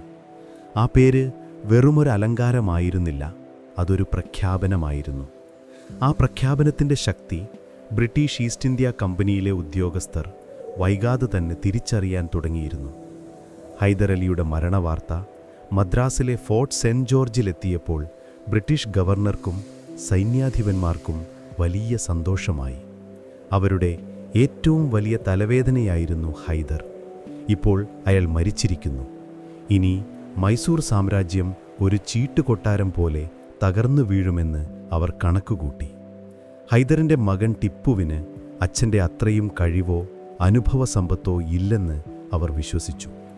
അവരൊരു വലിയ തെറ്റാണ് വരുത്തിയതെന്ന് മനസ്സിലാക്കാൻ അധികകാലം വേണ്ടി വന്നില്ല. അച്ഛൻ്റെ മരണാനന്തര ചടങ്ങുകൾ കഴിഞ്ഞ് അധികം വൈകുന്നതിനു മുൻപ് തന്നെ ടിപ്പു യുദ്ധക്കളത്തിലേക്ക് തിരിച്ചെത്തി. രണ്ടാം ആംഗ്ലോ മൈസൂർ യുദ്ധം അപ്പോഴും അവസാനിച്ചിട്ടില്ല. ടിപ്പു ആദ്യം ശ്രദ്ധ കേന്ദ്രീകരിച്ചത് പടിഞ്ഞാറൻ തീരത്തേക്കായിരുന്നു. ബോംബെയിൽ നിന്നും ജനറൽ മാത്യൂസിൻ്റെ നേതൃത്വത്തിൽ ഒരു വലിയ ബ്രിട്ടീഷ് സൈന്യം മംഗലാപുരം ഉൾപ്പെടെയുള്ള മൈസൂരിൻ്റെ പല പ്രധാനപ്പെട്ട തീരദേശ പട്ടണങ്ങളും പിടിച്ചടക്കിയിരുന്നു. ഹൈദറിൻ്റെ മരണശേഷം മൈസൂർ സൈന്യം ദുർബലമായിരിക്കുമെന്ന ധാരണയിലായിരുന്നു അവരുടെ മുന്നേറ്റം. പക്ഷേ ടിപ്പുവിൻ്റെ വരവ് കളിയുടെ ഗതി മാറ്റി. അദ്ദേഹം തൻ്റെ സൈന്യത്തെ രണ്ടായി വിഭജിച്ചു. ഒരു ചെറിയ വിഭാഗത്തെ ശത്രുവിൻ്റെ കണ്ണിൽ പെടാൻ വേണ്ടി പ്രധാന പാതയിലൂടെ പതുക്കെ മുന്നോട്ട് നീങ്ങാൻ പറഞ്ഞു.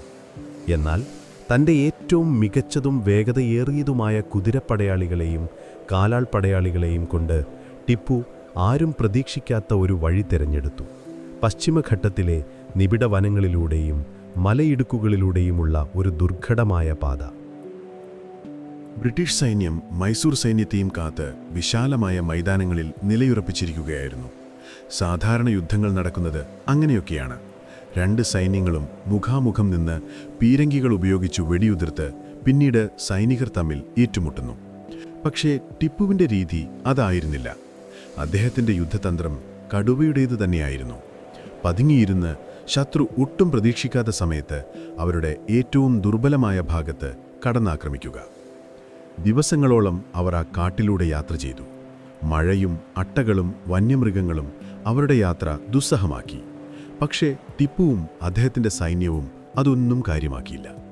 ഒടുവിൽ ഒരു പ്രഭാതത്തിൽ ജനറൽ മാത്യൂസും സൈന്യവും പ്രഭാതഭക്ഷണം കഴിച്ചുകൊണ്ടിരിക്കുമ്പോൾ മലമുകളിൽ നിന്നും ആയിരക്കണക്കിന് മൈസൂർ പടയാളികൾ ഒരു കൊടുങ്കാറ്റ് പോലെ അവരുടെ മുകളിലേക്ക് പാഞ്ഞു വന്നു. ബ്രിട്ടീഷുകാർക്ക് എന്തു ചെയ്യണമെന്നറിയുന്നതിന് മുൻപ് തന്നെ യുദ്ധം തുടങ്ങിയിരുന്നു. അവർക്ക് പ്രതിരോധിക്കാൻ പോലും അവസരം കിട്ടിയില്ല. അവരുടെ പീരങ്കികൾ തെറ്റായ ദിശയിലേക്കായിരുന്നു തിരിച്ചുവച്ചിരുന്നത്. ടിപ്പുവിൻ്റെ സൈന്യം അവരുടെ പിന്നിൽ നിന്നാണ് ആക്രമിച്ചത്. ഈ മിന്നലാക്രമണത്തിൽ ബ്രിട്ടീഷ് സൈന്യം ചിന്നിച്ചിതറി. ജനറൽ മാത്യൂസ് ഉൾപ്പെടെ ആയിരക്കണക്കിന് സൈനികരെ ടിപ്പു തടവുകാരായി പിടിച്ചു. ബേദനൂർ എന്ന സമ്പന്നമായ നഗരം അദ്ദേഹം തിരിച്ചുപിടിച്ചു. അവിടെ ബ്രിട്ടീഷുകാർ കൊള്ളയടിച്ച് സൂക്ഷിച്ചിരുന്ന കോടിക്കണക്കിന് രൂപയുടെ സ്വർണവും വെള്ളിയും മൈസൂരിൻ്റെ ഖജനാവിലേക്ക് തിരിച്ചെത്തി. ഈ ഒരൊറ്റ വിജയം കൊണ്ട് ടിപ്പു പല കാര്യങ്ങളും തെളിയിച്ചു. താൻ അച്ഛൻ്റെ നിഴലല്ലെന്നും തനിക്ക് സ്വന്തമായ യുദ്ധതന്ത്രങ്ങളുണ്ടെന്നും മൈസൂർ സൈന്യം പഴയതിനേക്കാൾ ശക്തമാണെന്നും അദ്ദേഹം ശത്രുക്കളെ ബോധ്യപ്പെടുത്തി. ചില ചരിത്രകാരന്മാർക്കിടയിൽ ഒരു ചോദ്യം നിലനിൽക്കുന്നുണ്ട്. ടിപ്പുവിൻ്റെ ഈ ഗറില്ല യുദ്ധമുറകൾ അദ്ദേഹം എവിടെ നിന്നാണ് പഠിച്ചത്? ചിലർ പറയുന്നു അത് അദ്ദേഹത്തിൻ്റെ അച്ഛൻ്റെ തന്ത്രങ്ങൾ മെച്ചപ്പെടുത്തിയതാണെന്ന്. മറ്റു ചിലർ പറയുന്നു അദ്ദേഹം മറാത്ത സൈന്യത്തിൻ്റെ യുദ്ധരീതികളിൽ നിന്ന് പ്രചോദനം ഉൾക്കൊണ്ടതാണെന്ന്. കാരണം എന്തുതന്നെ ആയാലും ആ കാലഘട്ടത്തിൽ ഇന്ത്യൻ ഉപഭൂഖണ്ഡത്തിൽ മറ്റാർക്കും സാധിക്കാത്ത രീതിയിൽ യൂറോപ്യൻ സൈന്യത്തെ വെള്ളം കുടിപ്പിക്കാൻ ടിപ്പുവിൻ്റെ ഈ തന്ത്രങ്ങൾക്ക് സാധിച്ചു. അദ്ദേഹത്തിൻ്റെ സൈന്യത്തിൻ്റെ വേഗതയെക്കുറിച്ച് ബ്രിട്ടീഷ് കമാൻഡർമാർ തങ്ങളുടെ ഡയറി കുറിപ്പുകളിൽ ഭയത്തോടെയാണ് എഴുതിയിരുന്നത്. അവർക്ക് ചിറകുകളുണ്ടോ എന്ന് ഞങ്ങൾ സംശയിക്കുന്നു എന്ന് ഒരു ബ്രിട്ടീഷ് ഉദ്യോഗസ്ഥൻ എഴുതി. രാവിലെ നമ്മൾ അവരെ ഒരു സ്ഥലത്ത് കാണുന്നു. ഉച്ചയാകുമ്പോഴേക്കും അവർ 100 മൈലുകൾക്കപ്പുറത്ത് നമ്മുടെ മറ്റൊരു താവളം ആക്രമിക്കുകയാവും. ബേദനൂരിലെ വിജയത്തിനു ശേഷം ടിപ്പുവിൻ്റെ അടുത്ത ലക്ഷ്യം മംഗലാപുരം കോട്ടയായിരുന്നു. ബ്രിട്ടീഷുകാരുടെ പടിഞ്ഞാറൻ തീരത്തെ ഏറ്റവും പ്രധാനപ്പെട്ട സൈനിക താവളമായിരുന്നു അത്. കടലുമായി നേരിട്ട് ബന്ധമുള്ളതുകൊണ്ട് ബോംബെയിൽ നിന്ന് അവർക്ക് എളുപ്പത്തിൽ ആയുധങ്ങളും ഭക്ഷണവും കൂടുതൽ സൈനികരെയും എത്തിക്കാൻ സാധിക്കുമായിരുന്നു. അതുകൊണ്ടുതന്നെ മംഗലാപുരം പിടിക്കുന്നത് ബ്രിട്ടീഷുകാരുടെ നട്ടലൊടിക്കുന്നതിന് തുല്യമാണെന്ന് ടിപ്പുവിനെ അറിയാമായിരുന്നു. അങ്ങനെ അദ്ദേഹത്തിൻ്റെ സൈന്യം മംഗലാപുരം കോട്ട വളഞ്ഞു. പക്ഷേ ഇത്തവണ ഒരു മിന്നലാക്രമണമായിരുന്നില്ല അദ്ദേഹത്തിൻ്റെ പദ്ധതി. അതൊരു പൂർണ്ണമായ ഉപരോധമായിരുന്നു. കോട്ടയിലേക്കുള്ള എല്ലാ വഴികളും അദ്ദേഹം അടച്ചു. കരയിലൂടെ ഒരു ഈച്ചയ്ക്ക് പോലും അകത്തേക്ക് കടക്കാൻ സാധിക്കാത്തത്ര ശക്തമായ സുരക്ഷാവലയം അദ്ദേഹം തീർത്തു. കടലിലൂടെ ബ്രിട്ടീഷ് കപ്പലുകൾ വരുന്നത് തടയാൻ അദ്ദേഹം തൻ്റെ ചെറിയ നാവികസേനയെ ഉപയോഗിച്ചു. മാസങ്ങൾ കടന്നുപോയി. കോട്ടയ്ക്കകത്ത് ബ്രിട്ടീഷ് സൈനികർ പട്ടിണി കിടക്കാൻ തുടങ്ങി. അവരുടെ ഭക്ഷണ സാധനങ്ങൾ തീർന്നു. വെടിമരുന്ന് തീർന്നു. രോഗങ്ങൾ പടർന്നു പിടിക്കാൻ തുടങ്ങി. പലരും അസുഖം ബാധിച്ചു മരിച്ചു. പുറത്ത് ടിപ്പുവിൻ്റെ പീരങ്കികൾ ഇടതടവില്ലാതെ കോട്ടയുടെ മതിലുകളിലേക്ക് തീ തുപ്പിക്കൊണ്ടിരുന്നു. പക്ഷേ കോട്ട അപ്പോഴും വീണില്ല. കേണൽ ക്യാമ്പൽ എന്ന ധീരനായ ഒരു ഉദ്യോഗസ്ഥൻ്റെ നേതൃത്വത്തിൽ അവർ ചെറുത്തുനിന്നു. ഈ സമയത്താണ് യൂറോപ്പിൽ ഒരു പുതിയ സംഭവം നടക്കുന്നത്. ബ്രിട്ടനും ഫ്രാൻസും തമ്മിൽ ഒരു സമാധാന ഉടമ്പടി ഒപ്പുവച്ചു. അതിൻ്റെ ഫലമായി ഇന്ത്യയിൽ ബ്രിട്ടീഷുകാരെ സഹായിക്കുന്നത് ഫ്രഞ്ചുകാർ നിർത്തി. ടിപ്പുവിൻ്റെ സൈന്യത്തിലുണ്ടായിരുന്ന ഫ്രഞ്ച് ഉദ്യോഗസ്ഥർക്ക് യുദ്ധത്തിൽ നിന്ന് പിന്മാറേണ്ടി വന്നു. ഇത് ടിപ്പുവിന് ഒരു ചെറിയ തിരിച്ചടിയായിരുന്നു. പക്ഷേ അദ്ദേഹം പിന്മാറാൻ തയ്യാറായിരുന്നില്ല. ഒടുവിൽ മദ്രാസിലെ ബ്രിട്ടീഷ് ഗവർണർക്ക് ഒരു കാര്യം മനസ്സിലായി. ടിപ്പുവിനെ യുദ്ധത്തിൽ തോൽപ്പിക്കാൻ സാധിക്കില്ല. ഹൈദരലിയേക്കാൾ അപകടകാരിയാണ് ഈ പുതിയ സുൽത്താൻ. അവർ സമാധാന ചർച്ചകൾക്ക് തയ്യാറായി. 1784 മാർച്ച് 11 ചരിത്രപ്രസിദ്ധമായ മംഗലാപുരം ഉടമ്പടി ഒപ്പുവയ്ക്കപ്പെട്ടു. ഇന്ത്യൻ ചരിത്രത്തിൽ ഈ ഉടമ്പടിക്ക് വലിയ പ്രാധാന്യമുണ്ട്. കാരണം അതുവരെ ബ്രിട്ടീഷ് ഈസ്റ്റ് ഇന്ത്യ കമ്പനി ഒരു ഇന്ത്യൻ ഭരണാധികാരിയുമായി തുല്യതയോടെ ഒരു ഉടമ്പടി ഒപ്പുവച്ചിട്ടില്ലായിരുന്നു. സാധാരണയായി അവർ യുദ്ധം ജയിക്കുകയും തോറ്റ രാജാവിൻ്റെ മേൽ തങ്ങളുടെ ഇഷ്ടങ്ങൾ അടിച്ചേൽപ്പിക്കുകയുമാണ് ചെയ്യാറ്. പക്ഷേ ഇവിടെ കാര്യങ്ങൾ നേരെ തിരിച്ചായിരുന്നു. ബ്രിട്ടീഷുകാർ ഒരു ഇന്ത്യൻ രാജാവിൻ്റെ മുന്നിൽ വന്ന് സമാധാനത്തിനായി അപേക്ഷിക്കുന്ന കാഴ്ചയാണ് ലോകം കണ്ടത്. ഉടമ്പടിയിലെ വ്യവസ്ഥകൾ തീരുമാനിച്ചത് ടിപ്പു ആയിരുന്നു. യുദ്ധത്തിനു മുൻപ് ഇരു കൂട്ടർക്കുമുണ്ടായിരുന്ന സ്ഥലങ്ങൾ അങ്ങോട്ടും ഇങ്ങോട്ടും തിരികെ നൽകുക എന്നതായിരുന്നു പ്രധാന വ്യവസ്ഥ. ഈ ഉടമ്പടി രണ്ടാം ആംഗ്ലോ മൈസൂർ യുദ്ധത്തിന് വിരാമമിട്ടു. പക്ഷേ അതൊരു സമനിലയായിരുന്നില്ല. അതൊരു സമ്പൂർണ്ണ രാഷ്ട്രീയ വിജയമായിരുന്നു ടിപ്പുവിന്. തൻ്റെ അച്ഛൻ തുടങ്ങിവെച്ച യുദ്ധം അദ്ദേഹത്തിൻ്റെ മരണശേഷവും തനിക്ക് വിജയകരമായി പൂർത്തിയാക്കാൻ സാധിക്കുമെന്ന് അദ്ദേഹം തെളിയിച്ചു. മൈസൂരിലെ കടുവ വെറുതെ ഗർജിക്കുക മാത്രമല്ല, ഇരയെ പിടിക്കാൻ കെൽപ്പുള്ളവനാണെന്ന് ബ്രിട്ടീഷുകാർ വേദനയോടെ തിരിച്ചറിഞ്ഞു. ഈ യുദ്ധങ്ങൾ ടിപ്പുവിന് നൽകിയത് കുറച്ച് ഭൂപ്രദേശങ്ങൾ മാത്രമല്ല, അതിലും വലിയൊരു ആത്മവിശ്വാസമാണ്. യൂറോപ്പിലെ ഏറ്റവും വലിയ സൈനിക ശക്തിയെ ശരിയായ തന്ത്രങ്ങളുണ്ടെങ്കിൽ ഇന്ത്യൻ മണ്ണിൽ വെച്ച് മുട്ടുകുത്തിക്കാൻ സാധിക്കുമെന്ന ആത്മവിശ്വാസം. ആ വിശ്വാസമാണ് പിന്നീട് അദ്ദേഹത്തെ കൂടുതൽ വലിയ പോരാട്ടങ്ങളിലേക്ക് നയിച്ചത്.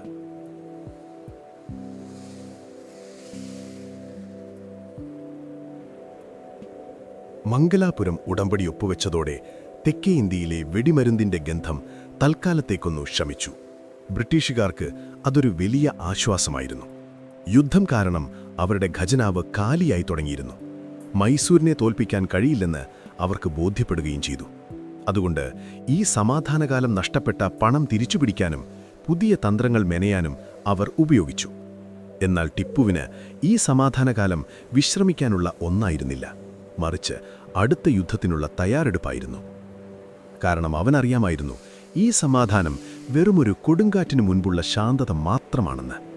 ബ്രിട്ടീഷുകാർ അടങ്ങിയിരിക്കില്ല, അവർ വീണ്ടും വരും. അടുത്ത തവണ അവർ വരുമ്പോൾ അവരെ നേരിടാൻ തൻ്റെ കയ്യിൽ പുതിയ എന്തെങ്കിലും ആയുധങ്ങൾ വേണം. അങ്ങനെയാണ് ടിപ്പു തൻ്റെ ശ്രദ്ധ ശ്രീരംഗപട്ടണത്തെ ചില പ്രത്യേകതരം പണിശാലകളിലേക്ക് തിരിക്കുന്നത്. താരാമണ്ഡൽ പേട്ട് എന്നായിരുന്നു ആ സ്ഥലങ്ങൾ അറിയപ്പെട്ടിരുന്നത്. പുറത്തുനിന്ന് നോക്കുന്ന ഒരാൾക്ക് അതൊരു സാധാരണ കൊല്ലൻ്റെ ആല പോലെ തോന്നും. പക്ഷെ അതിനകത്ത് നടന്നിരുന്നത് ലോക ചരിത്രത്തെ തന്നെ മാറ്റിമറിക്കാൻ പോകുന്ന ഒരു പരീക്ഷണമായിരുന്നു. പുകയുടെയും ഗന്ധകത്തിൻ്റെയും രൂക്ഷഗന്ധം തങ്ങി നിൽക്കുന്ന ആ മുറികളിലിരുന്ന് ടിപ്പുവിൻ്റെ എഞ്ചിനീയർമാർ ഒരു പുതിയ തരം ആയുധം മെനഞ്ഞെടുക്കുകയായിരുന്നു. ലോകത്ത് പലയിടത്തും റോക്കറ്റുകൾ അന്നുണ്ടായിരുന്നു. ചൈനക്കാർ നൂറ്റാണ്ടുകൾക്ക് മുൻപേ വെടിമരുന്ന് നിറച്ച മുളങ്കുറ്റുകൾ ആകാശത്തേക്ക് വിക്ഷേപിച്ചിരുന്നു. ഇന്ത്യയിൽ തന്നെ ദീപാവലി പോലുള്ള ആഘോഷങ്ങൾക്കുപയോഗിക്കുന്ന അഗ്നിബാൺ എന്നറിയപ്പെടുന്ന പടക്കങ്ങൾ സാധാരണയായിരുന്നു. പക്ഷേ അതെല്ലാം വെറും കളിപ്പാട്ടങ്ങളോ ആഘോഷ വസ്തുക്കളോ മാത്രമായിരുന്നു. അവയ്ക്ക് കൃത്യമായ ലക്ഷ്യബോധമോ വലിയ നാശനഷ്ടങ്ങൾ വരുത്താനുള്ള കഴിവോ ഉണ്ടായിരുന്നില്ല. കാരണം അവയുടെയെല്ലാം പ്രധാന പ്രശ്നം അവ നിർമ്മിച്ചിരുന്നത് കടലാസോ മുളയോ പോലുള്ള ദുർബലമായ വസ്തുക്കൾ കൊണ്ടായിരുന്നു എന്നതാണ്. ഉള്ളിലെ വെടിമരുന്ന് കത്തുമ്പോഴുണ്ടാകുന്ന വലിയ സമ്മർദ്ദം താങ്ങാൻ അവയ്ക്ക് കഴിഞ്ഞിരുന്നില്ല. അതുകൊണ്ട് ഒരുപാട് വെടിമരുന്ന് നിറയ്ക്കാനും ദൂരേക്ക് വിക്ഷേപിക്കാനും സാധിച്ചിരുന്നില്ല. ഇവിടെയാണ് ടിപ്പുവിൻ്റെ സാങ്കേതികവിദ്യ വ്യത്യസ്തമാകുന്നത്. ഈ ആശയം യഥാർത്ഥത്തിൽ തുടങ്ങിവെച്ചത് ഹൈദരലിയായിരുന്നു. പക്ഷേ അതിനെ ഒരു വൻ സൈനിക ശക്തിയാക്കി മാറ്റിയത് ടിപ്പുവാണ്. അദ്ദേഹത്തിൻ്റെ എഞ്ചിനീയർമാർ കടലാസിന് മുളയ്ക്കും പകരം ശുദ്ധമായ ഇരുമ്പുകൊണ്ട് നിർമ്മിച്ച കുഴലുകൾ ഉപയോഗിച്ചു. ഖുലൂസ് എന്നവർ വിളിച്ചിരുന്ന ഈ ഇരുമ്പ് കുഴലുകൾക്ക് ഉള്ളിലെ വെടിമരുന്നിൻ്റെ ഭീമാകാരമായ സമ്മർദ്ദം താങ്ങാൻ കഴിഞ്ഞു. അതിനർത്ഥം അവർക്ക് കൂടുതൽ വെടിമരുന്ന് നിറയ്ക്കാം, അത് കൂടുതൽ ശക്തമായി കത്തും. റോക്കറ്റ് കൂടുതൽ ദൂരത്തേക്ക് കുതിച്ചുപായും. ഏകദേശം 2 കിലോമീറ്റർ ദൂരം വരെ ഈ റോക്കറ്റുകൾക്ക് പറക്കാൻ കഴിയുമായിരുന്നു. അന്നത്തെ കാലത്ത് അതൊരു അചിന്തനീയമായ ദൂരമായിരുന്നു. അതുമാത്രമായിരുന്നില്ല പ്രത്യേകത. ഈ ഇരുമ്പ് കുഴലുകളോട് ചേർത്ത് അവർ മൂർച്ചയേറിയ വാളുകളോ കുന്തമുനകളോ ഘടിപ്പിച്ചു. റോക്കറ്റ് ആകാശത്തിലൂടെ ഒരു പ്രത്യേക രീതിയിൽ കറങ്ങിക്കൊണ്ടു പോകുമ്പോൾ ഈ വാളുകളും അതിവേഗത്തിൽ കറങ്ങും. അത് സൃഷ്ടിച്ച കാഴ്ചയും ശബ്ദവും ശത്രുസൈനികരുടെ നെഞ്ചിൽ ഭയം നിറയ്ക്കാൻ പോന്നതായിരുന്നു. ചില റോക്കറ്റുകൾ ലക്ഷ്യസ്ഥാനത്തെത്തുമ്പോൾ പൊട്ടിത്തെറിച്ച് തീഗോളങ്ങൾ വർഷിക്കും. മറ്റു ചിലത് ഒരു തരം വിഷപ്പുക പുറത്തുവിടും. ഓരോ ആവശ്യത്തിനും ഓരോ തരം റോക്കറ്റുകൾ. ഈ റോക്കറ്റുകൾ വിക്ഷേപിക്കാൻ വേണ്ടി മാത്രമായി ടിപ്പു തൻ്റെ സൈന്യത്തിൽ ഒരു പ്രത്യേക വിഭാഗം തന്നെ രൂപീകരിച്ചു. ഖുഷൂൻ എന്നായിരുന്നു ആ റെജിമെന്റിന്റെ പേര്. ആയിരക്കണക്കിന് സൈനികർ ഈ വിഭാഗത്തിലുണ്ടായിരുന്നു. അവർക്ക് റോക്കറ്റ് വിക്ഷേപിക്കാൻ പ്രത്യേക പരിശീലനം നൽകി. ഭാരം കുറഞ്ഞ എളുപ്പത്തിൽ ഒരിടത്തു നിന്നും മറ്റൊരിടത്തേക്ക് കൊണ്ടുപോകാൻ കഴിയുന്ന വിക്ഷേപണ തറകൾ അവർ നിർമ്മിച്ചു. ഒരു യുദ്ധത്തിന്റെ ഗതിയെ തന്നെ മാറ്റിമറിക്കാൻ ഈ റോക്കറ്റ് മനുഷ്യർക്ക് കഴിയുമായിരുന്നു. 1790-ൽ മൂന്നാം ആംഗ്ലോ മൈസൂർ യുദ്ധം ആരംഭിച്ചപ്പോൾ ഈ പുതിയ ആയുധത്തിൻ്റെ ശക്തി ലോകം ആദ്യമായി ശരിക്കും കണ്ടു. ലോർഡ് കോൺവാലിസിൻ്റെ നേതൃത്വത്തിലുള്ള വലിയൊരു ബ്രിട്ടീഷ് സൈന്യം ശ്രീരംഗപട്ടണം ലക്ഷ്യമാക്കി നീങ്ങുകയാണ്. അവർ കാവേരി നദി കടന്ന് മുന്നേറുമ്പോൾ ടിപ്പുവിൻ്റെ റോക്കറ്റ് സൈന്യം അവരെ കാത്തിരിക്കുന്നുണ്ടായിരുന്നു. ഒരു രാത്രി ബ്രിട്ടീഷ് സൈന്യം നദിക്ക് കുറുകെ ഒരു താൽക്കാലിക പാലം നിർമ്മിക്കാൻ ശ്രമിക്കുമ്പോൾ ആകാശത്ത് ഒരേ സമയം 100 കണക്കിന് തീഗോളങ്ങൾ പ്രത്യക്ഷപ്പെട്ടു. ഒരു തരം വിചിത്രമായ ശബ്ദത്തോടെ അവ പാഞ്ഞു വന്നു. തുടക്കത്തിൽ ബ്രിട്ടീഷ് സൈനികർക്ക് അതെന്താണെന്ന് മനസ്സിലായില്ല. അവർ കരുതിയത് അതൊരു തരം പടക്കമാണെന്നായിരുന്നു. പക്ഷേ ആ പടക്കങ്ങൾ അവരുടെ തലയ്ക്ക് മുകളിലൂടെ പറന്ന് സൈന്യത്തിൻ്റെ ഒത്ത നടുവിൽ വന്നു വീണ് പൊട്ടിത്തെറിക്കാൻ തുടങ്ങിയപ്പോൾ അവർക്ക് കാര്യം മനസ്സിലായി. അതൊരു ഭീകരമായ കാഴ്ചയായിരുന്നു. ആകാശത്ത് നിന്ന് തീമഴ പെയ്യുന്നതുപോലെ. റോക്കറ്റുകൾക്ക് കൃത്യമായൊരു ലക്ഷ്യമുണ്ടായിരുന്നില്ല. അവ തോന്നിയ പോലെയാണ് പറന്നിരുന്നത്. പക്ഷേ ഒരു വലിയ സൈന്യത്തിന് നേരെ ഒരേ സമയം 500ഉം 1000ഉം റോക്കറ്റുകൾ വിക്ഷേപിക്കുമ്പോൾ അവയ്ക്ക് ലക്ഷ്യം തെറ്റുക എന്ന പ്രശ്നമേ ഉദിക്കുന്നില്ല. ഏതെങ്കിലും ഒന്ന് ലക്ഷ്യത്തിൽ കൊള്ളാതിരിക്കില്ല. ചില റോക്കറ്റുകൾ വന്നു വീണത് വെടിമരുന്ന് സൂക്ഷിച്ചിരുന്ന വണ്ടികളിലായിരുന്നു. ഒരു വലിയ സ്ഫോടനത്തോടെ ആ വണ്ടികൾ കത്തിയമർന്നു. അതോടെ ബ്രിട്ടീഷ് പീരങ്കികൾ നിശബ്ദമായി. മറ്റു ചിലത് കുതിരപ്പടയുടെ ഇടയിലേക്കാണ് വന്നു വീണത്. തീയും പുകയും കണ്ട് വിരണ്ടോടിയ കുതിരകൾ സ്വന്തം സൈനികരെ തന്നെ ചവിട്ടി മെതിച്ചു. കറങ്ങുന്ന വാളുകളുമായി വന്ന റോക്കറ്റുകൾ സൈനികരുടെ തലയറുത്തു. സൈന്യം ആകെ ഛിന്നഭിന്നമായി. സൈന്യാധിപന്മാർക്ക് തങ്ങളുടെ സൈനികർക്ക് ഉത്തരവ് നൽകാൻ പോലും കഴിയാത്ത അവസ്ഥ. എവിടെ നിന്നാണ് ആക്രമണം വരുന്നതെന്നോ അതിനെ എങ്ങനെ പ്രതിരോധിക്കണമെന്നോ ആർക്കും ഒരു രൂപവുമില്ലായിരുന്നു. ഈ റോക്കറ്റുകൾ ശാരീരികമായി ഉണ്ടാക്കിയ നാശനഷ്ടങ്ങളെക്കാൾ വലുതായിരുന്നു മാനസികമായി അതുണ്ടാക്കിയ ആഘാതം. യൂറോപ്പിലെ യുദ്ധക്കളങ്ങളിൽ നേർക്കുനേർ നിന്ന് യുദ്ധം ചെയ്ത് മാത്രം ശീലമുള്ള ബ്രിട്ടീഷ് സൈനികർക്ക് ഇതൊരു പുതിയ അനുഭവമായിരുന്നു. അവർക്ക് മനസ്സിലാക്കാൻ പോലും കഴിയാത്ത ഒരു സാങ്കേതിക വിദ്യ. ഈ യുദ്ധത്തിനു ശേഷം ബ്രിട്ടീഷുകാർ ഉപേക്ഷിച്ചു പോയ ചില റോക്കറ്റുകൾ അവർ ശേഖരിച്ച് ലണ്ടനിലെ വൂൾവിച്ച് ആഴ്സണൽ എന്ന സൈനിക ഗവേഷണ കേന്ദ്രത്തിലേക്ക് അയച്ചുകൊടുത്തു. അവിടെ വില്യം കോൺഗ്രീവ് എന്നൊരു ശാസ്ത്രജ്ഞൻ ഈ മൈസൂർ റോക്കറ്റുകളെക്കുറിച്ച് പഠിക്കാൻ തുടങ്ങി. അതിൻ്റെ ഘടനയും പ്രവർത്തന രീതിയും മനസ്സിലാക്കി അദ്ദേഹം അതിനേക്കാൾ മികച്ച, കൂടുതൽ കൃത്യതയുള്ള ഒരു പുതിയ തരം റോക്കറ്റ് വികസിപ്പിച്ചെടുത്തു. അതാണ് പിന്നീട് കോൺഗ്രീവ് റോക്കറ്റ് എന്ന പേരിൽ പ്രശസ്തമായത്. നെപ്പോളിയനെതിരെയുള്ള യുദ്ധത്തിൽ ബ്രിട്ടീഷുകാർ ഈ റോക്കറ്റുകൾ വ്യാപകമായി ഉപയോഗിച്ചു. അമേരിക്കയുടെ ദേശീയ ഗാനമായ ദ സ്റ്റാർ സ്പാങ്കിൾഡ് ബാനർ എന്നതിൽ പറയുന്ന റോക്കറ്റ്സ് റെഡ് ഗ്ലെയർ അഥവാ റോക്കറ്റുകളുടെ ചുവന്ന വെളിച്ചം എന്നതുപോലും ഒരു യുദ്ധത്തിൽ ബ്രിട്ടീഷുകാർ ഉപയോഗിച്ച ഈ കോൺഗ്രീവ് റോക്കറ്റുകളെക്കുറിച്ചാണ്. ചരിത്രത്തിലെ ഏറ്റവും വലിയ വിരോധാഭാസങ്ങളിലൊന്നാണിത്. ടിപ്പു സുൽത്താൻ ബ്രിട്ടീഷുകാരെ തുരത്താൻ വേണ്ടി വികസിപ്പിച്ചെടുത്ത ഒരു സാങ്കേതികവിദ്യ പിന്നീട് അതേ ബ്രിട്ടീഷുകാർ തങ്ങളുടെ സാമ്രാജ്യം ലോകം മുഴുവൻ വ്യാപിപ്പിക്കാൻ ഉപയോഗിച്ചു. ടിപ്പുവിൻ്റെ പണിശാലകളിൽ പിറന്ന ആ ഇരുമ്പുകുഴലുകൾ ലോകത്തിൻ്റെ സൈനിക ചരിത്രത്തെ തന്നെ മാറ്റിമറിച്ചു. അദ്ദേഹം വെറുമൊരു യോദ്ധാവ് മാത്രമല്ല, ഒരു റോക്കറ്റ് യോദ്ധാവ് കൂടിയായിരുന്നു. തൻ്റെ കാലഘട്ടത്തിനു മുൻപേ ചിന്തിച്ച സാങ്കേതിക വിദ്യയെ സ്വാതന്ത്ര്യത്തിനായുള്ള പോരാട്ടത്തിലെ ഏറ്റവും വലിയ ആയുധമാക്കി മാറ്റിയ ഒരു ഭരണാധികാരി.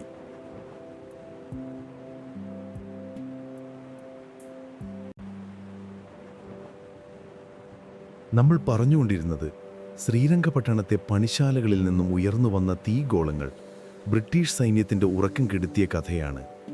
ആകാശത്തേക്ക് കുതിച്ചുയർന്ന ഓരോ റോക്കറ്റും ടിപ്പുവിൻ്റെ സാങ്കേതിക വൈദഗ്ധ്യത്തിൻ്റെയും സൈനിക തന്ത്രങ്ങളുടെയും വിജയമായിരുന്നു. പക്ഷേ ഈ വിജയത്തിന് വലിയൊരു വിലയുണ്ടായിരുന്നു. ആയിരക്കണക്കിന് റോക്കറ്റുകൾ നിർമ്മിക്കാൻ, 10,000-കണക്കിന് സൈനികർക്ക് ശമ്പളം കൊടുക്കാൻ, പുതിയ കോട്ടകൾ പണിയാൻ, ഇതിനെല്ലാം പണം ആവശ്യമായിരുന്നു. ഒരു രാജ്യത്തിൻ്റെ ശക്തി അതിൻ്റെ സൈന്യത്തിലാണെങ്കിൽ ആ സൈന്യത്തിൻ്റെ ശക്തി നിലകൊള്ളുന്നത് രാജ്യത്തിൻ്റെ ഖജനാവിലാണ്. യുദ്ധം ജയിക്കാൻ വെടിമരുന്ന് മാത്രം പോരാ, സ്വർണ്ണ നാണയങ്ങൾ കൂടി വേണമെന്ന് ടിപ്പുവിന് നന്നായി അറിയാമായിരുന്നു. മംഗലാപുരം ഉടമ്പടിക്ക് ശേഷമുള്ള സമാധാനകാലം അദ്ദേഹം തൻ്റെ റോക്കറ്റുകൾ മെച്ചപ്പെടുത്താൻ മാത്രമല്ല ഉപയോഗിച്ചത്, അതോടൊപ്പം മൈസൂരിൻ്റെ സാമ്പത്തിക വ്യവസ്ഥയെ അടിമുടി ഉടച്ചുവാർക്കാനും അദ്ദേഹം തീരുമാനിച്ചു.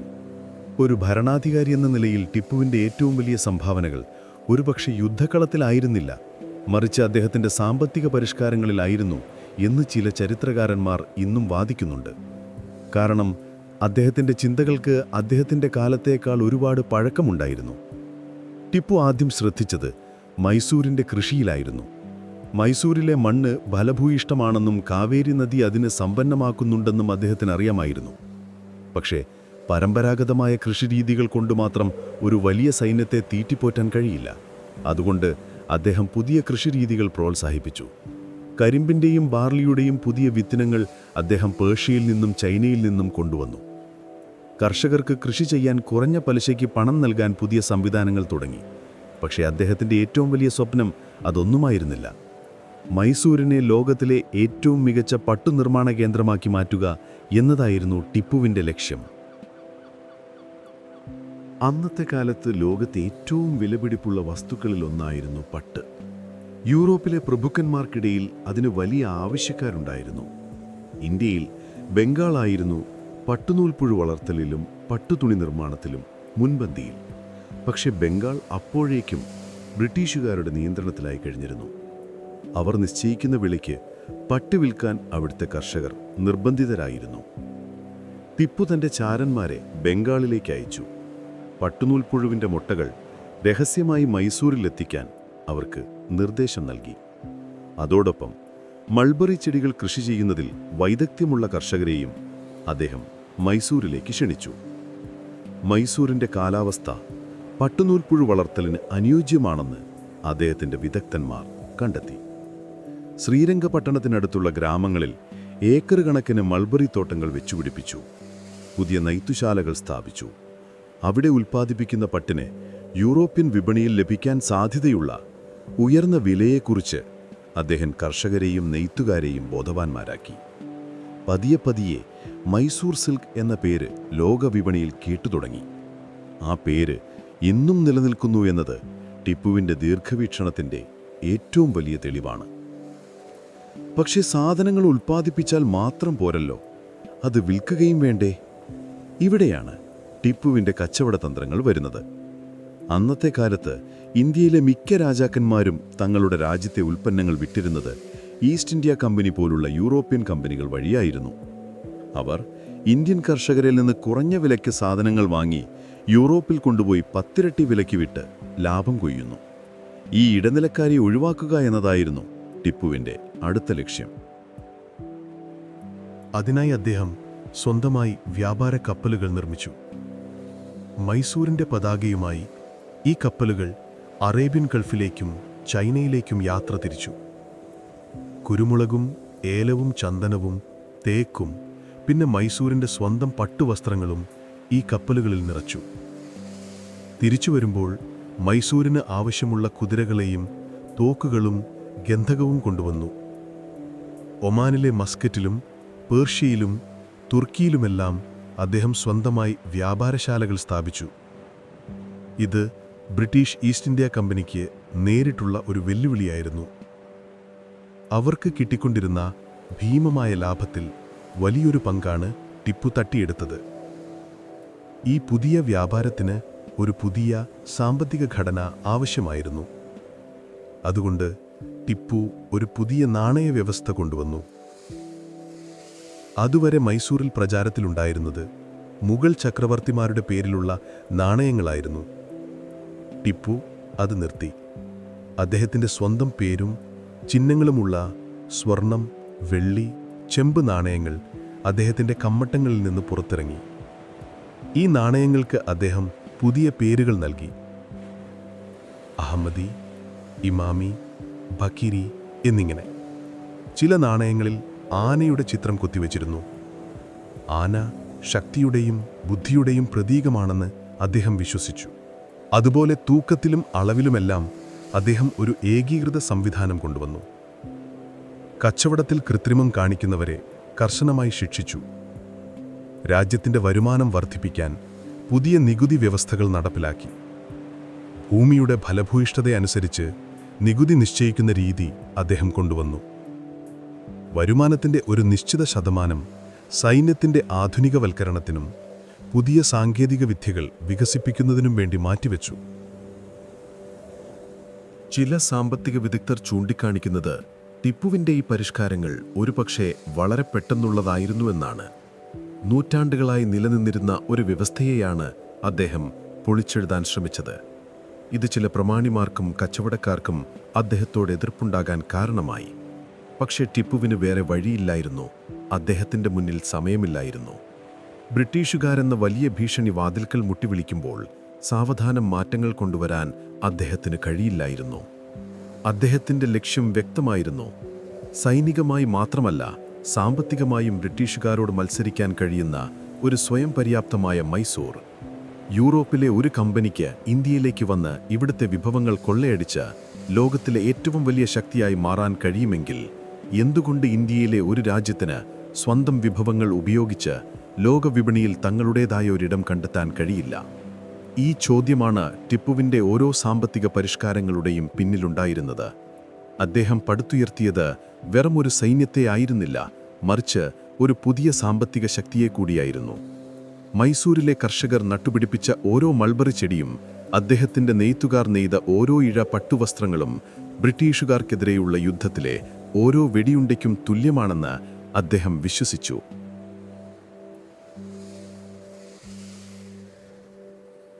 നമ്മൾ ഇതുവരെ സംസാരിച്ചത് ടിപ്പുവിൻ്റെ സാമ്പത്തിക പരിഷ്കാരങ്ങളെക്കുറിച്ചാണ്.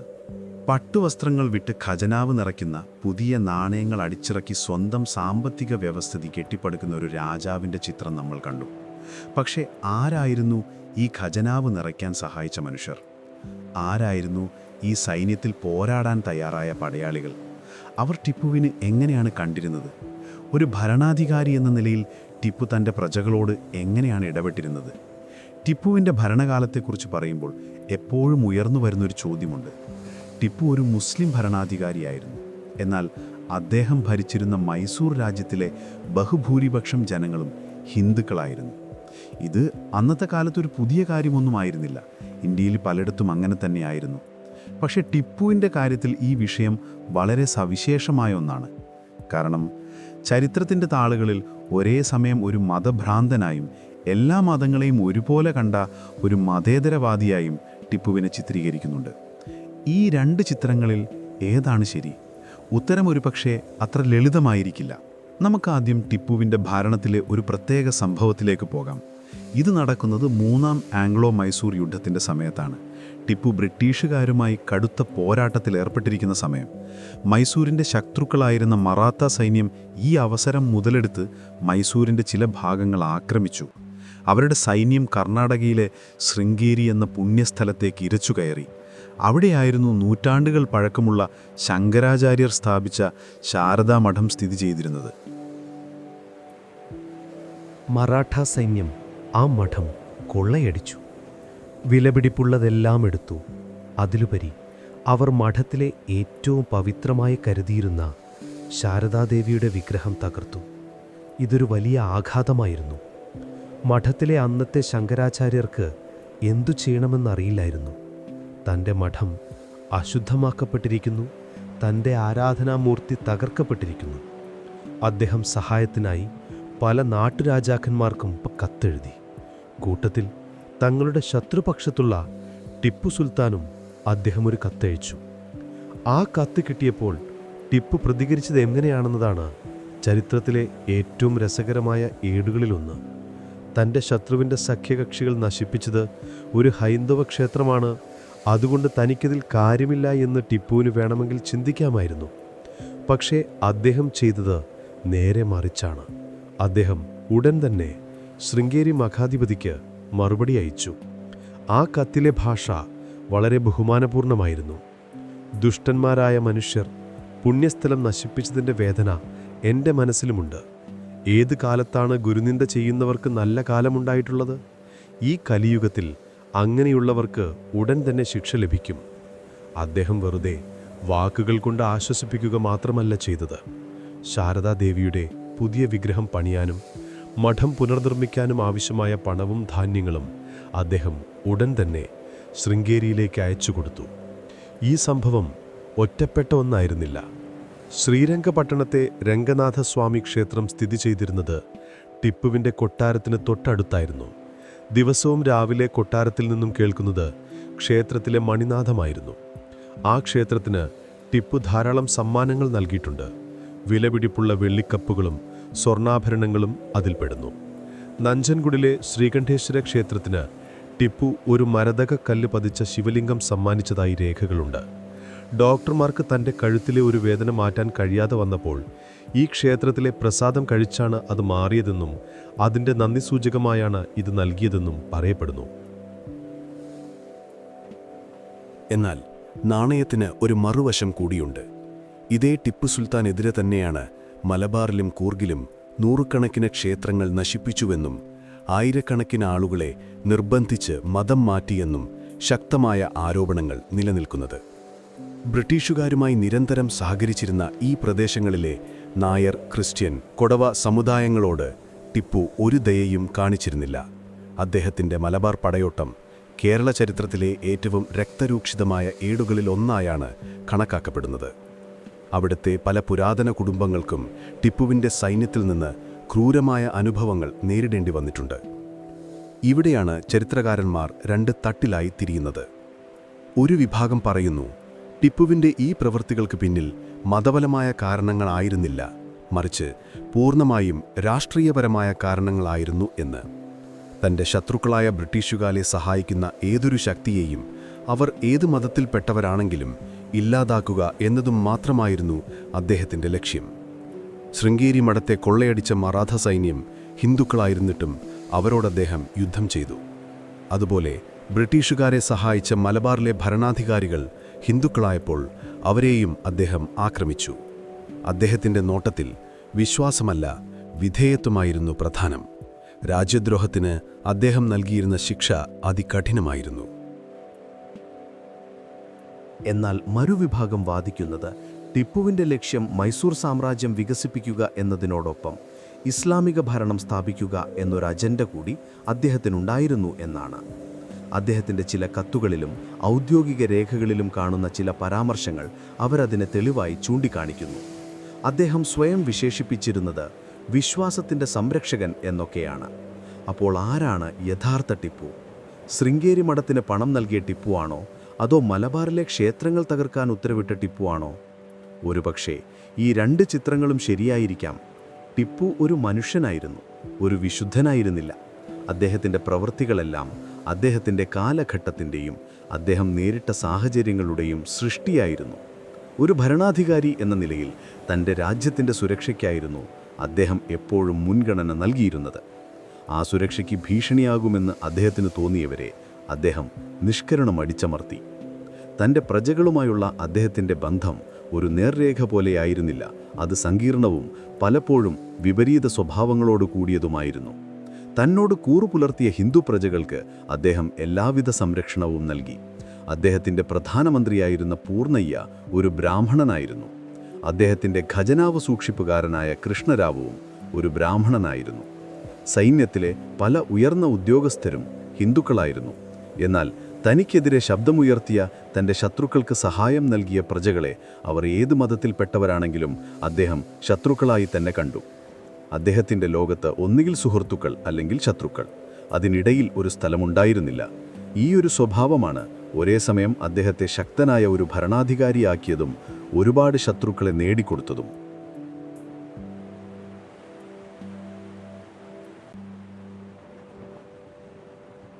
ടിപ്പുവിൻ്റെ ലോകം പതിയെ പതിയെ ചെറുതായി വരികയായിരുന്നു. അദ്ദേഹത്തിൻ്റെ റോക്കറ്റുകൾക്ക് ആകാശത്തിൻ്റെ അതിരുകൾ ഭേദിക്കാൻ കഴിഞ്ഞിരിക്കാം. അദ്ദേഹത്തിൻ്റെ വ്യാപാര കപ്പലുകൾക്ക് സമുദ്രങ്ങൾ താണ്ടാൻ കഴിഞ്ഞിരിക്കാം. പക്ഷേ അദ്ദേഹത്തിൻ്റെ സാമ്രാജ്യത്തിന് ചുറ്റുമുള്ള രാഷ്ട്രീയ മതിലുകൾ ഓരോ ദിവസവും ഉയരം കൂടിക്കൊണ്ടിരുന്നു. മൂന്നാം ആംഗ്ലോ മൈസൂർ യുദ്ധവും അതിനെ തുടർന്നുണ്ടായ ശ്രീരംഗപട്ടണം ഉടമ്പടിയും ടിപ്പുവിന് ഒരു വലിയ തിരിച്ചടിയായിരുന്നു. അദ്ദേഹത്തിന് രാജ്യത്തിൻ്റെ പകുതിയോളം നഷ്ടപ്പെട്ടു. 3 കോടി രൂപയെന്ന ഭീമമായൊരു തുക യുദ്ധത്തിൻ്റെ നഷ്ടപരിഹാരമായി നൽകേണ്ടി വന്നു. അതിലെല്ലാം ഉപരി ആ പണം മുഴുവൻ അടച്ചു തീർക്കുന്നതുവരെ തൻ്റെ പ്രിയപ്പെട്ട 2 ആൺമക്കളെ അബ്ദുൽ ഖാലിക്കിനെയും മുയ്സുദ്ദീനെയും ബ്രിട്ടീഷുകാർക്ക് ബന്ദികളായി നൽകേണ്ടി വന്നു. ഈ അപമാനം ടിപ്പുവിൻ്റെ മനസ്സിൽ ഒരു തീക്കനൽ പോലെ എരിഞ്ഞുകൊണ്ടിരുന്നു. പക്ഷെ അദ്ദേഹം തളർന്നില്ല. അടുത്ത കുറച്ചു വർഷങ്ങൾ തൻ്റെ രാജ്യത്തെ പുനർനിർമ്മിക്കാനാണ് അദ്ദേഹം ഉപയോഗിച്ചത്. നഷ്ടപ്പെട്ടതിനേക്കാൾ വലിയൊരു സൈന്യത്തെ അദ്ദേഹം വാർത്തെടുത്തു. പുതിയ കോട്ടകൾ പണിതു, പഴയവ ബലപ്പെടുത്തി. ശ്രീരംഗപട്ടണം എന്ന തൻ്റെ തലസ്ഥാന നഗരിയെ ആർക്കും ഭേദിക്കാൻ കഴിയാത്ത ഒരു ഉരുക്കു കോട്ടയാക്കി അദ്ദേഹം മാറ്റി. കാവേരി നദിയാൽ ചുറ്റപ്പെട്ട ഒരു ദ്വീപായിരുന്നു ആ നഗരം. അതിനു ചുറ്റും ഒന്നിനു പുറകെ ഒന്നായി നിരവധി മതിലുകൾ അദ്ദേഹം പണിതുയർത്തി. ഓരോ മതിലിലും 100 കണക്കിന് പീരങ്കികൾ സ്ഥാപിച്ചു. പക്ഷേ ടിപ്പുവിൻ്റെ ഒരുക്കങ്ങൾ മൈസൂരിൽ മാത്രമായി ഒതുങ്ങിയില്ല. അദ്ദേഹത്തിൻ്റെ കണ്ണുകൾ ദൂരങ്ങളിലേക്കായിരുന്നു. ബ്രിട്ടീഷുകാരെ ഇന്ത്യയിൽ നിന്നും തുരത്താൻ തനിക്ക് ഒറ്റയ്ക്ക് കഴിയില്ലെന്ന് അദ്ദേഹം മനസ്സിലാക്കിയിരുന്നു. അതിനൊരു അന്താരാഷ്ട്ര സഹായം ആവശ്യമാണ്. അങ്ങനെ അദ്ദേഹത്തിൻ്റെ ദൂതന്മാർ പല രാജ്യങ്ങളിലേക്കും രഹസ്യ സന്ദേശങ്ങളുമായി യാത്ര തിരിച്ചു. അഫ്ഗാനിസ്ഥാനിലെ ഭരണാധികാരിയായ സമാൻ ഷായ്ക്ക് അദ്ദേഹം കത്തെഴുതി. ബ്രിട്ടീഷുകാർക്കെതിരെ വടക്ക് നിന്ന് ആക്രമണം നടത്താൻ ആവശ്യപ്പെട്ടു.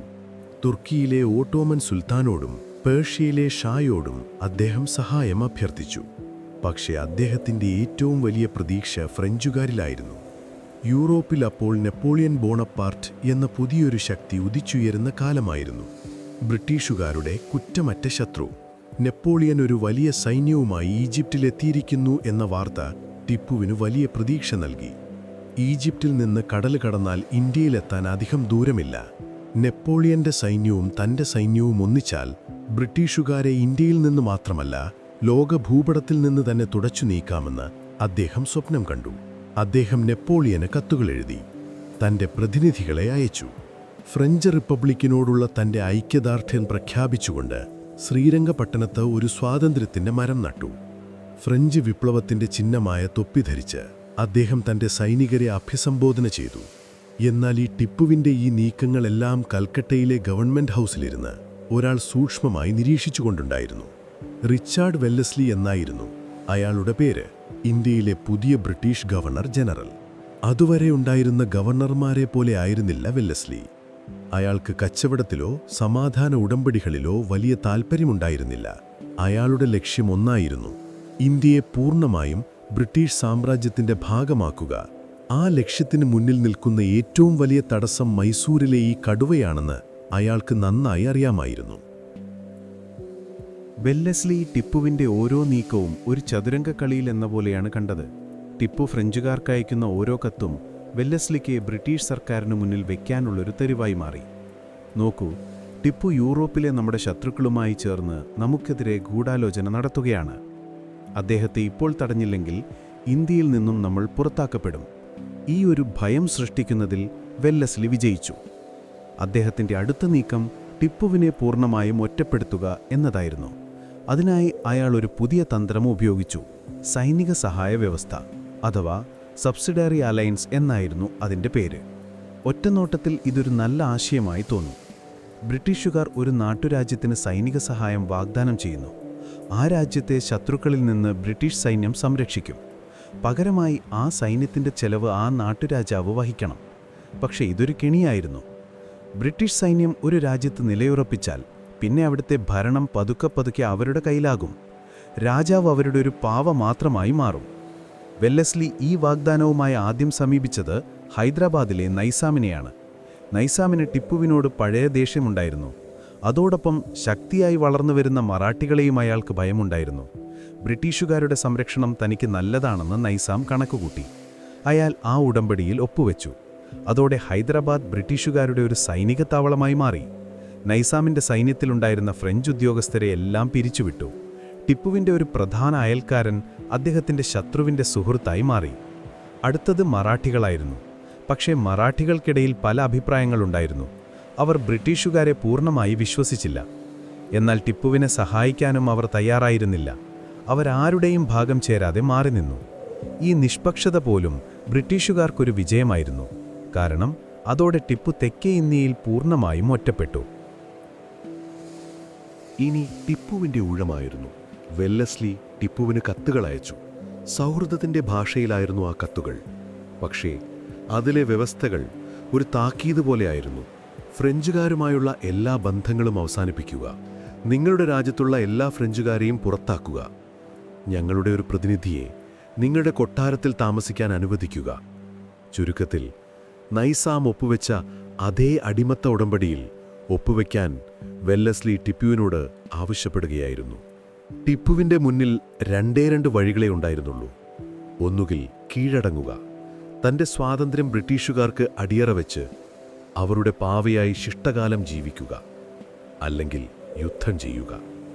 തനിക്കെതിരെ അണിനിരന്നിരിക്കുന്ന ബ്രിട്ടീഷുകാരുടെയും നൈസാമിൻ്റെയും ഒരുപക്ഷെ മറാഠികളുടെയും സംയുക്ത സൈന്യത്തോട് ഒറ്റയ്ക്കു പോരാടുക.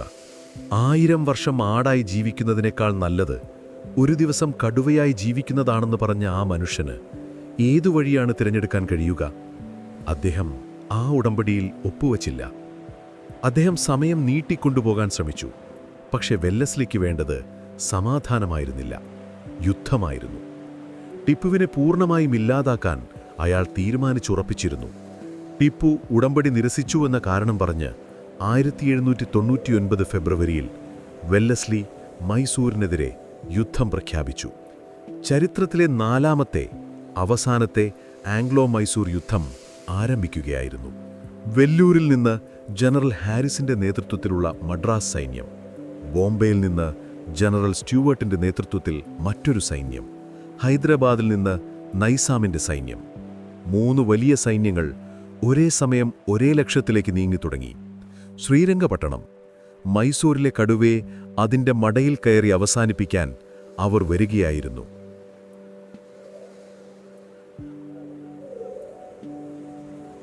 നമ്മൾ കഥയുടെ അവസാനത്തിലേക്ക് കടക്കുകയാണ്.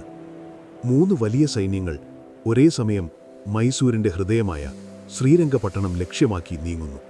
വടക്കുനിന്നും കിഴക്കുനിന്നും പടിഞ്ഞാറുനിന്നും ഏകദേശം 50,000-ഓളം വരുന്ന ഒരു ബൃഹത്തായ സൈന്യം. ബ്രിട്ടീഷ് ചരിത്രത്തിൽ അന്നുവരെ ഇന്ത്യയിൽ അണിനിരന്ന ഏറ്റവും വലിയ സൈനിക ശക്തിയായിരുന്നു അത്. അവർക്ക് മുന്നിൽ ടിപ്പുവിൻ്റെ 30,000-ഓളം വരുന്ന സൈന്യം ഒരു ചെറിയ തുരുത്തുപോലെ ഒറ്റപ്പെട്ടു നിൽക്കുകയാണ്. 1799 ഏപ്രിൽ മാസം, വേനൽക്കാലം അതിൻ്റെ എല്ലാ കാഠിന്യത്തോടെയും കത്തിജ്വലിച്ചു നിൽക്കുന്നു. ശ്രീരംഗപട്ടണം കോട്ടയുടെ മതിലുകൾക്ക് മുകളിൽ നിന്നുകൊണ്ട് ടിപ്പു ആ കാഴ്ച കാണുന്നുണ്ട്. മൈലുകളോളം പരന്നുകിടക്കുന്ന ശത്രുസൈന്യത്തിൻ്റെ കൂടാരങ്ങൾ. അവരുടെ പീരങ്കികൾ പതിയെ പതിയെ കോട്ടയെ ലക്ഷ്യമാക്കി നീങ്ങുന്നു. രാവും പകലും വ്യത്യാസമില്ലാതെ പീരങ്കികളുടെ മുഴക്കം മാത്രം. കോട്ടയുടെ കരിങ്കൽ മതിലുകൾ ആ പ്രഹരമേറ്റു വിറയ്ക്കുന്നു. ഓരോ തവണയും ഒരു പീരങ്കി ഉണ്ടവന്ന് പതിക്കുമ്പോൾ കോട്ടയുടെ ഒരു കഷ്ണം അടർന്നു താഴെ വീഴുന്നു. പക്ഷെ കോട്ടയ്ക്കകത്ത് ടിപ്പുവിൻ്റെ സൈനികരുടെ മനോവീര്യം തകർന്നിട്ടില്ല. അവരുടെ സുൽത്താൻ അവർക്ക് മുന്നിലുണ്ട്. കുതിരപ്പുറത്ത് പാഞ്ഞു നടന്ന് അദ്ദേഹം കോട്ടയുടെ എല്ലാ ഭാഗത്തും എത്തുന്നു. പരിക്കേറ്റവരെ ആശ്വസിപ്പിക്കുന്നു, തളർന്നു പോയവർക്ക് ധൈര്യം പകരുന്നു. അദ്ദേഹത്തിൻ്റെ കണ്ണുകളിൽ ഭയത്തിൻ്റെ ഒരു കണിക പോലുമില്ല. ഒന്നോർക്കുക, ഈ കോട്ടയുടെ മതിലുകളല്ല നമ്മുടെ ശക്തി, നമ്മുടെ നെഞ്ചിലെ ധൈര്യമാണ്. ആ ധൈര്യത്തിന് മുന്നിൽ ഒരു പീരങ്കിക്കും പിടിച്ചു നിൽക്കാനാവില്ല എന്ന് അദ്ദേഹം സൈനികരോട് വിളിച്ചു പറയുന്നു. ദിവസങ്ങൾ ആഴ്ചകളായി. കോട്ടയ്ക്കകത്തെ സ്ഥിതി പതിയെ വഷളായി തുടങ്ങി.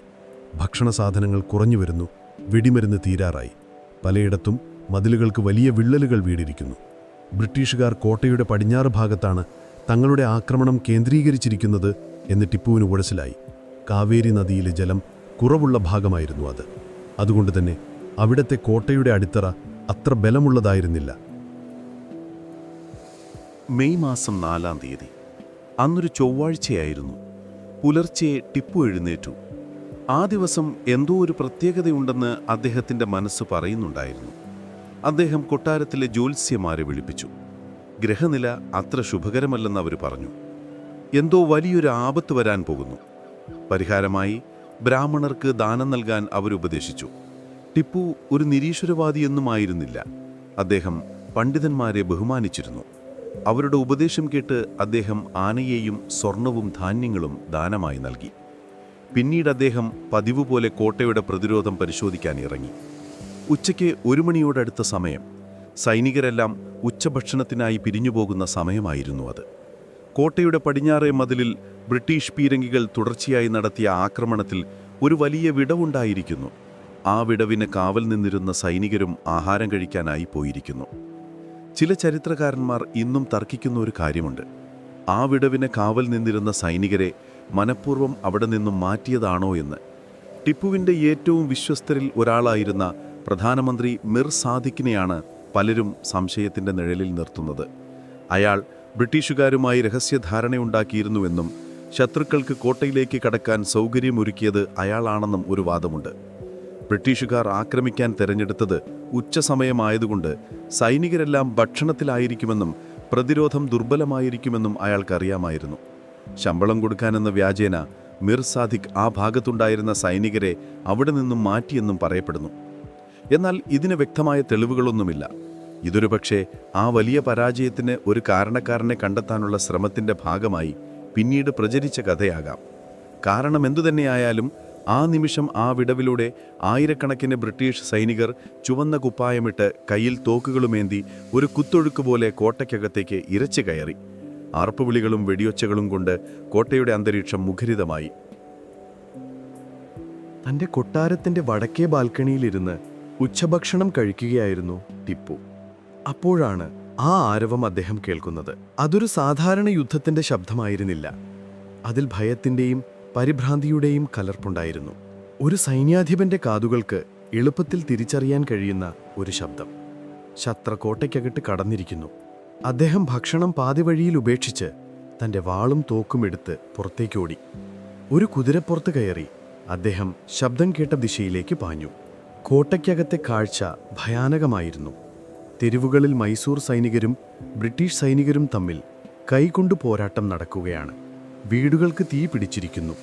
സ്ത്രീകളും കുട്ടികളും ഭയന്ന് നിലവിളിച്ചോടുന്നു.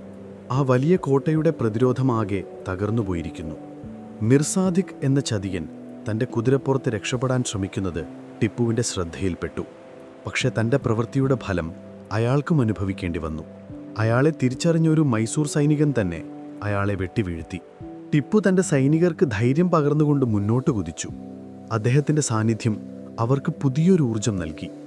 അവർ സുൽത്താനു ചുറ്റും ഒരു രക്ഷാകവചം തീർത്തു.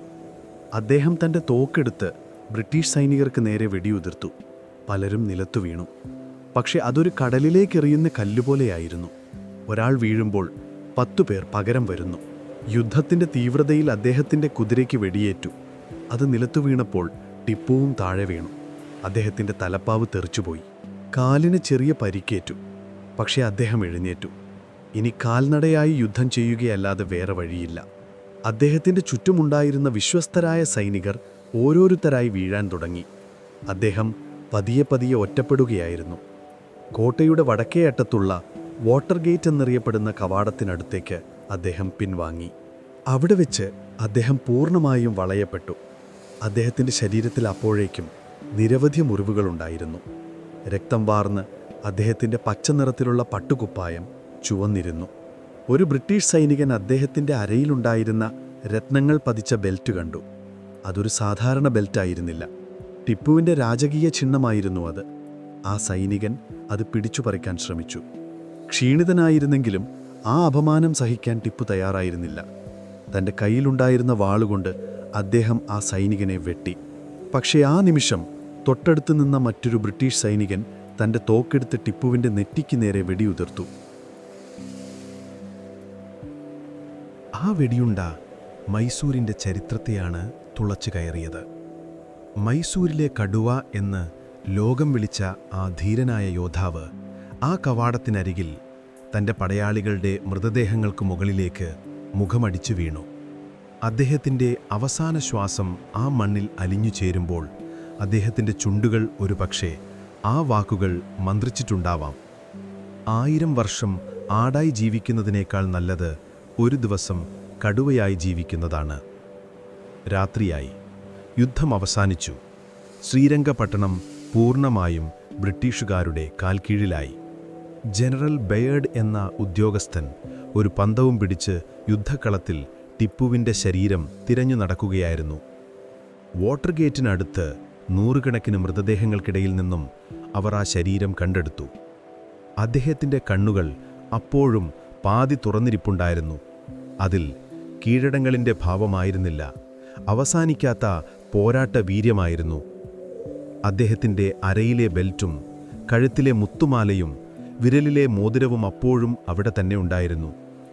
ടിപ്പുവിനെ ജീവനോടെ പിടികൂടണമെന്ന് ആഗ്രഹിച്ചിരുന്ന ബ്രിട്ടീഷ് സൈന്യാധിപൻ ആർത്തർ വെല്ലസ്ലി, പിന്നീട് വെല്ലിംഗ്ടൺ പ്രഭുവായ അതേയാൾ, ആ കാഴ്ച കണ്ടപ്പോൾ ഒരു നിമിഷം നിശ്ശബ്ദനായി നിന്നുപോയി. ഇന്ന് ഇന്ത്യ നമ്മുടേതായി എന്ന് അയാൾ തന്നോട് തന്നെ പറഞ്ഞതായി ചരിത്രം രേഖപ്പെടുത്തുന്നു. അങ്ങനെ ഒരു സാമ്രാജ്യത്തിൻ്റെ കഥ അവിടെ അവസാനിക്കുകയാണ്. ആ രാത്രി ശ്രീരംഗപട്ടണത്തിന് മുകളിൽ നക്ഷത്രങ്ങൾ ഉദിച്ചു നിന്നിട്ടുണ്ടാവാം. കാവേരി നദി എന്നത്തെയും പോലെ ശാന്തമായി ഒഴുകിയിട്ടുണ്ടാവാം. പക്ഷേ മൈസൂരിൻ്റെ ആകാശത്ത് കത്തിനിന്നിരുന്ന ഏറ്റവും വലിയ നക്ഷത്രം അസ്തമിച്ചു കഴിഞ്ഞിരുന്നു. ടിപ്പുവിൻ്റെ പോരാട്ടങ്ങൾ ഒരുപക്ഷേ പരാജയപ്പെട്ടിരിക്കാം. പക്ഷേ അദ്ദേഹത്തിൻ്റെ കഥ അവസാനിക്കുന്നില്ല. ഇന്ത്യയുടെ സ്വാതന്ത്ര്യസമര ചരിത്രത്തിലെ മായാത്തൊരധ്യായമായി ബ്രിട്ടീഷ് ആധിപത്യത്തിനെതിരെ നെഞ്ചുവിരിച്ചു നിന്ന ഒരു ധീരനായ ഭരണാധികാരിയുടെ ഓർമ്മയായി ആ കഥ ഇന്നും ജീവിക്കുന്നു. ഇനി പതിയെ കണ്ണുകളടച്ച് ഉറങ്ങാൻ ശ്രമിക്കൂ. യുദ്ധത്തിൻ്റെ ശബ്ദങ്ങൾ മാഞ്ഞുപോയി. വെടിമരുന്നിൻ്റെ ഗന്ധം കാറ്റിൽ അലിഞ്ഞുപോകുന്നു. ശ്രീരംഗപട്ടണത്തെ കോട്ടയ്ക്കകത്ത് ഇപ്പോൾ നിശബ്ദത മാത്രം. ആ നിശബ്ദതയിൽ ഒരു കടുവയുടെ ഗർജനം ഒരു നേർത്ത പ്രതിധ്വനിയായി ഇപ്പോഴും തങ്ങി നിൽക്കുന്നുണ്ട്. അത് ധൈര്യത്തിൻ്റെയും ആത്മാഭിമാനത്തിൻ്റെയും ഒരിക്കലും തോൽക്കാൻ തയ്യാറാവാത്ത പോരാട്ട വീര്യത്തിൻ്റെയും പ്രതിധ്വനിയാണ്. ആ ധീരമായ ഓർമ്മകൾ നിങ്ങളുടെ സ്വപ്നങ്ങൾക്ക് കാവലായിരിക്കട്ടെ. പ്രിയ സ്വപ്നസഞ്ചാരി, നിങ്ങൾക്ക് ഞാൻ നല്ലൊരു ശുഭരാത്രി നേരുന്നു.